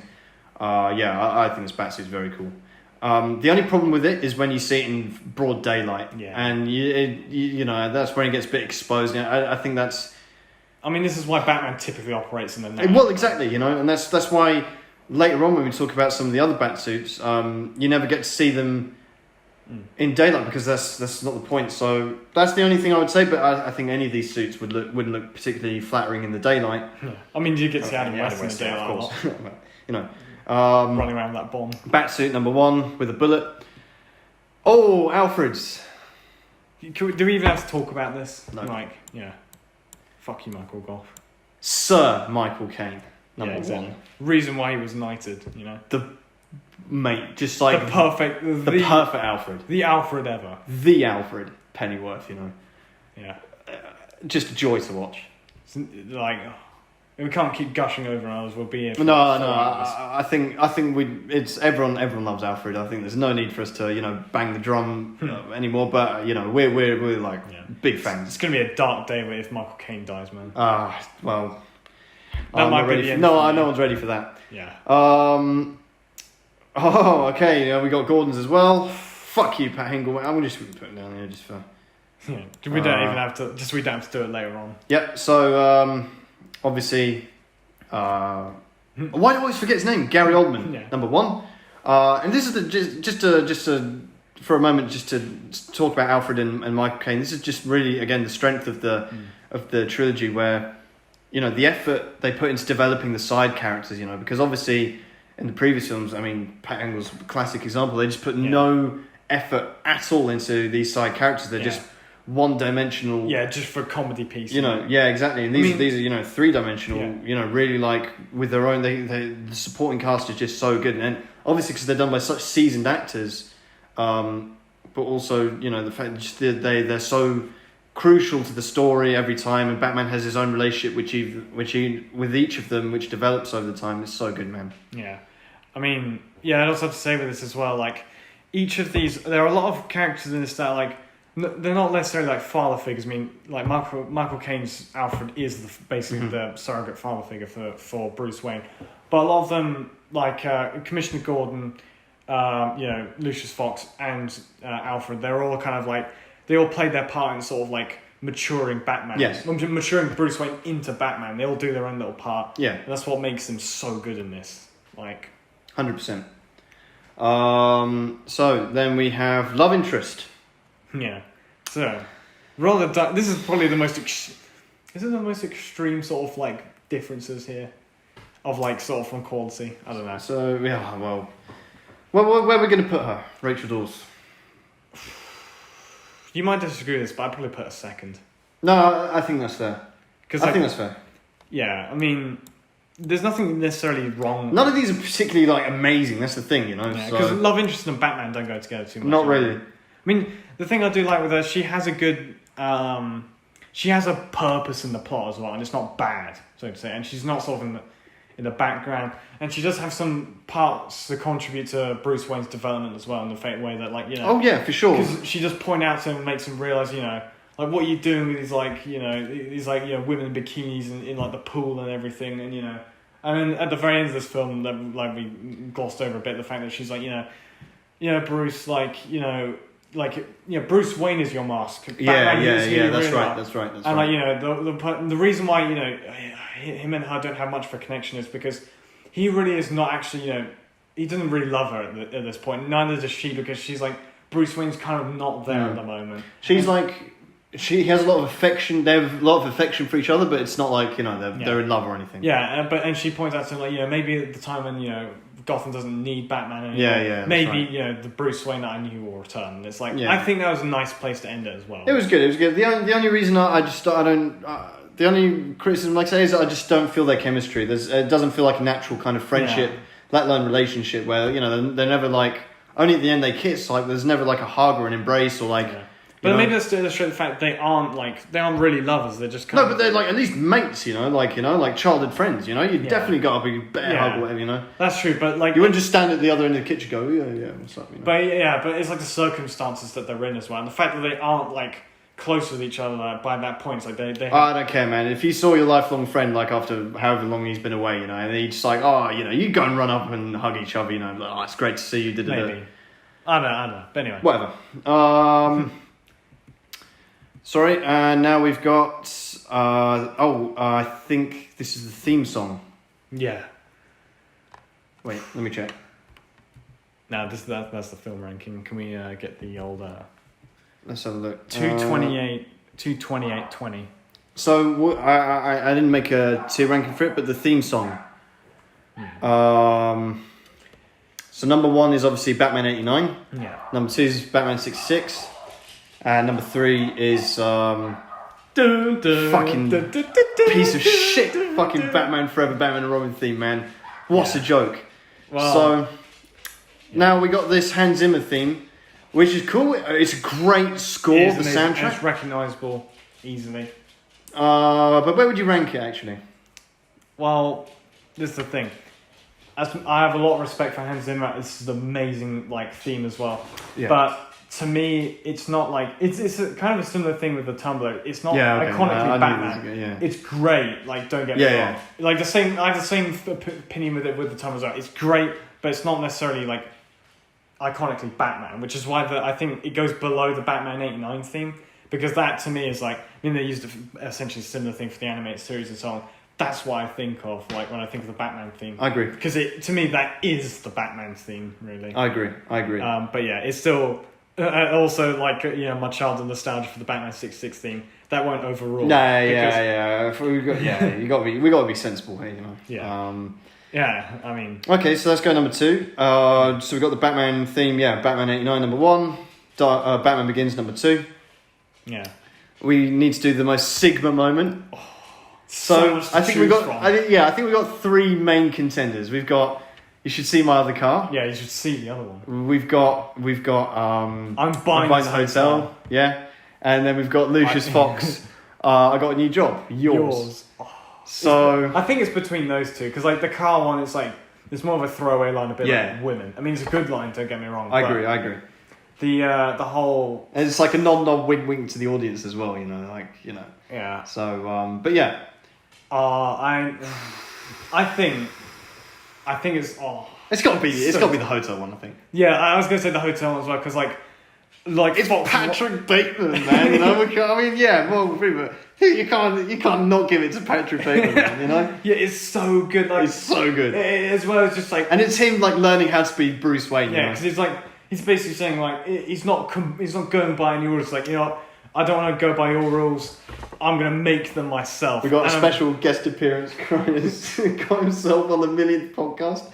Welcome to the team. Yeah, if you ever hear him barking, this is him live in the studio. If you see me looking around sometimes, it's because he's doing something. Yeah. But anyway, back to the Sigma moment. So it's got to be obviously number one. If I could add both of them in, I would. But this would go. The 3 moments from this would go 1, 2, and 3 in this in our rankings. Yeah, so this goes above Michael. Yeah, the most. What was it? Jack Nicholson, wasn't it? Yeah, it's like yeah, it would. As much as I didn't. That was great. That was amazing. It was brilliant. This is better. Oh yeah. Saying this Patrick Bateman is literally it's the man himself. I love that. It's just like. It's just everything. I mean, especially coming off the last one where it's like, it's like, nice car. It's like you see the other one. It's like, then it just goes on right to this part where like he's like chilling with like his women, and he's also chilling with these like fuck off dudes who are also rich, and just to flex them, he's like, and also to the waiter who's like telling him off. He's like, fuck you, I'm buying this. Although what I would say. It is alpha as well, This is the thing, like what Fox does. For women as well. Yeah, what Fox does is specifically very Sigma, It's like it's a joke, like Yeah. But anyway, for sure number one. We're playing around with whether it's alpha or Sigma. And the film itself, honourable mention to Lucius Fox. No, I'd say that's the Sigma moment. The hotel, buying the hotel, but. Honourable mention to Lucius Fox. Definitely. Can't underplay that. I got a new job. Yours. Didn't you get the memo? Brilliant. Yeah. So now we have the film itself. Our current number one film is Batman 1989, which we gave an 8.7. Yeah. So, what would you rate Batman Begins out of 10? This is going to be difficult because we've got other films to put up as well. I don't want to put it too close to the ceiling. But I would say it is at least in the 8 category. Easily. I'd like to say I'm thinking to myself, if I'd want to watch a Batman film, would I want to watch Batman 89 or would I want to watch this? Because I'd personally say I'd want to watch Batman Begins over Batman 89. And this is where we might clash. This is a better film, but 2 words: Jack Nicholson. But this is the thing, with which I said with Batman 89, that a lot of the film is just to me it was kind of boring because it's not Jack Nicholson. If the whole film was just all the Jack Nicholson clips, it'd be 10 out of 10 to me. But the thing is with the Batman, the 1989, it ticks more boxes in terms of the Batmobile, the theme, the Jack Nicholson, all those kind of things are such a high level. I agree. Overall, like I said, overall as a film, the overall card, the story, the plot, everything is at a higher level. But the individual outstanding elements of Batman 1989 is why it's such a loved and iconic film. We gave it an 8.7, so Batman Begins. I wanted to give this an 8.9 plus or a 9.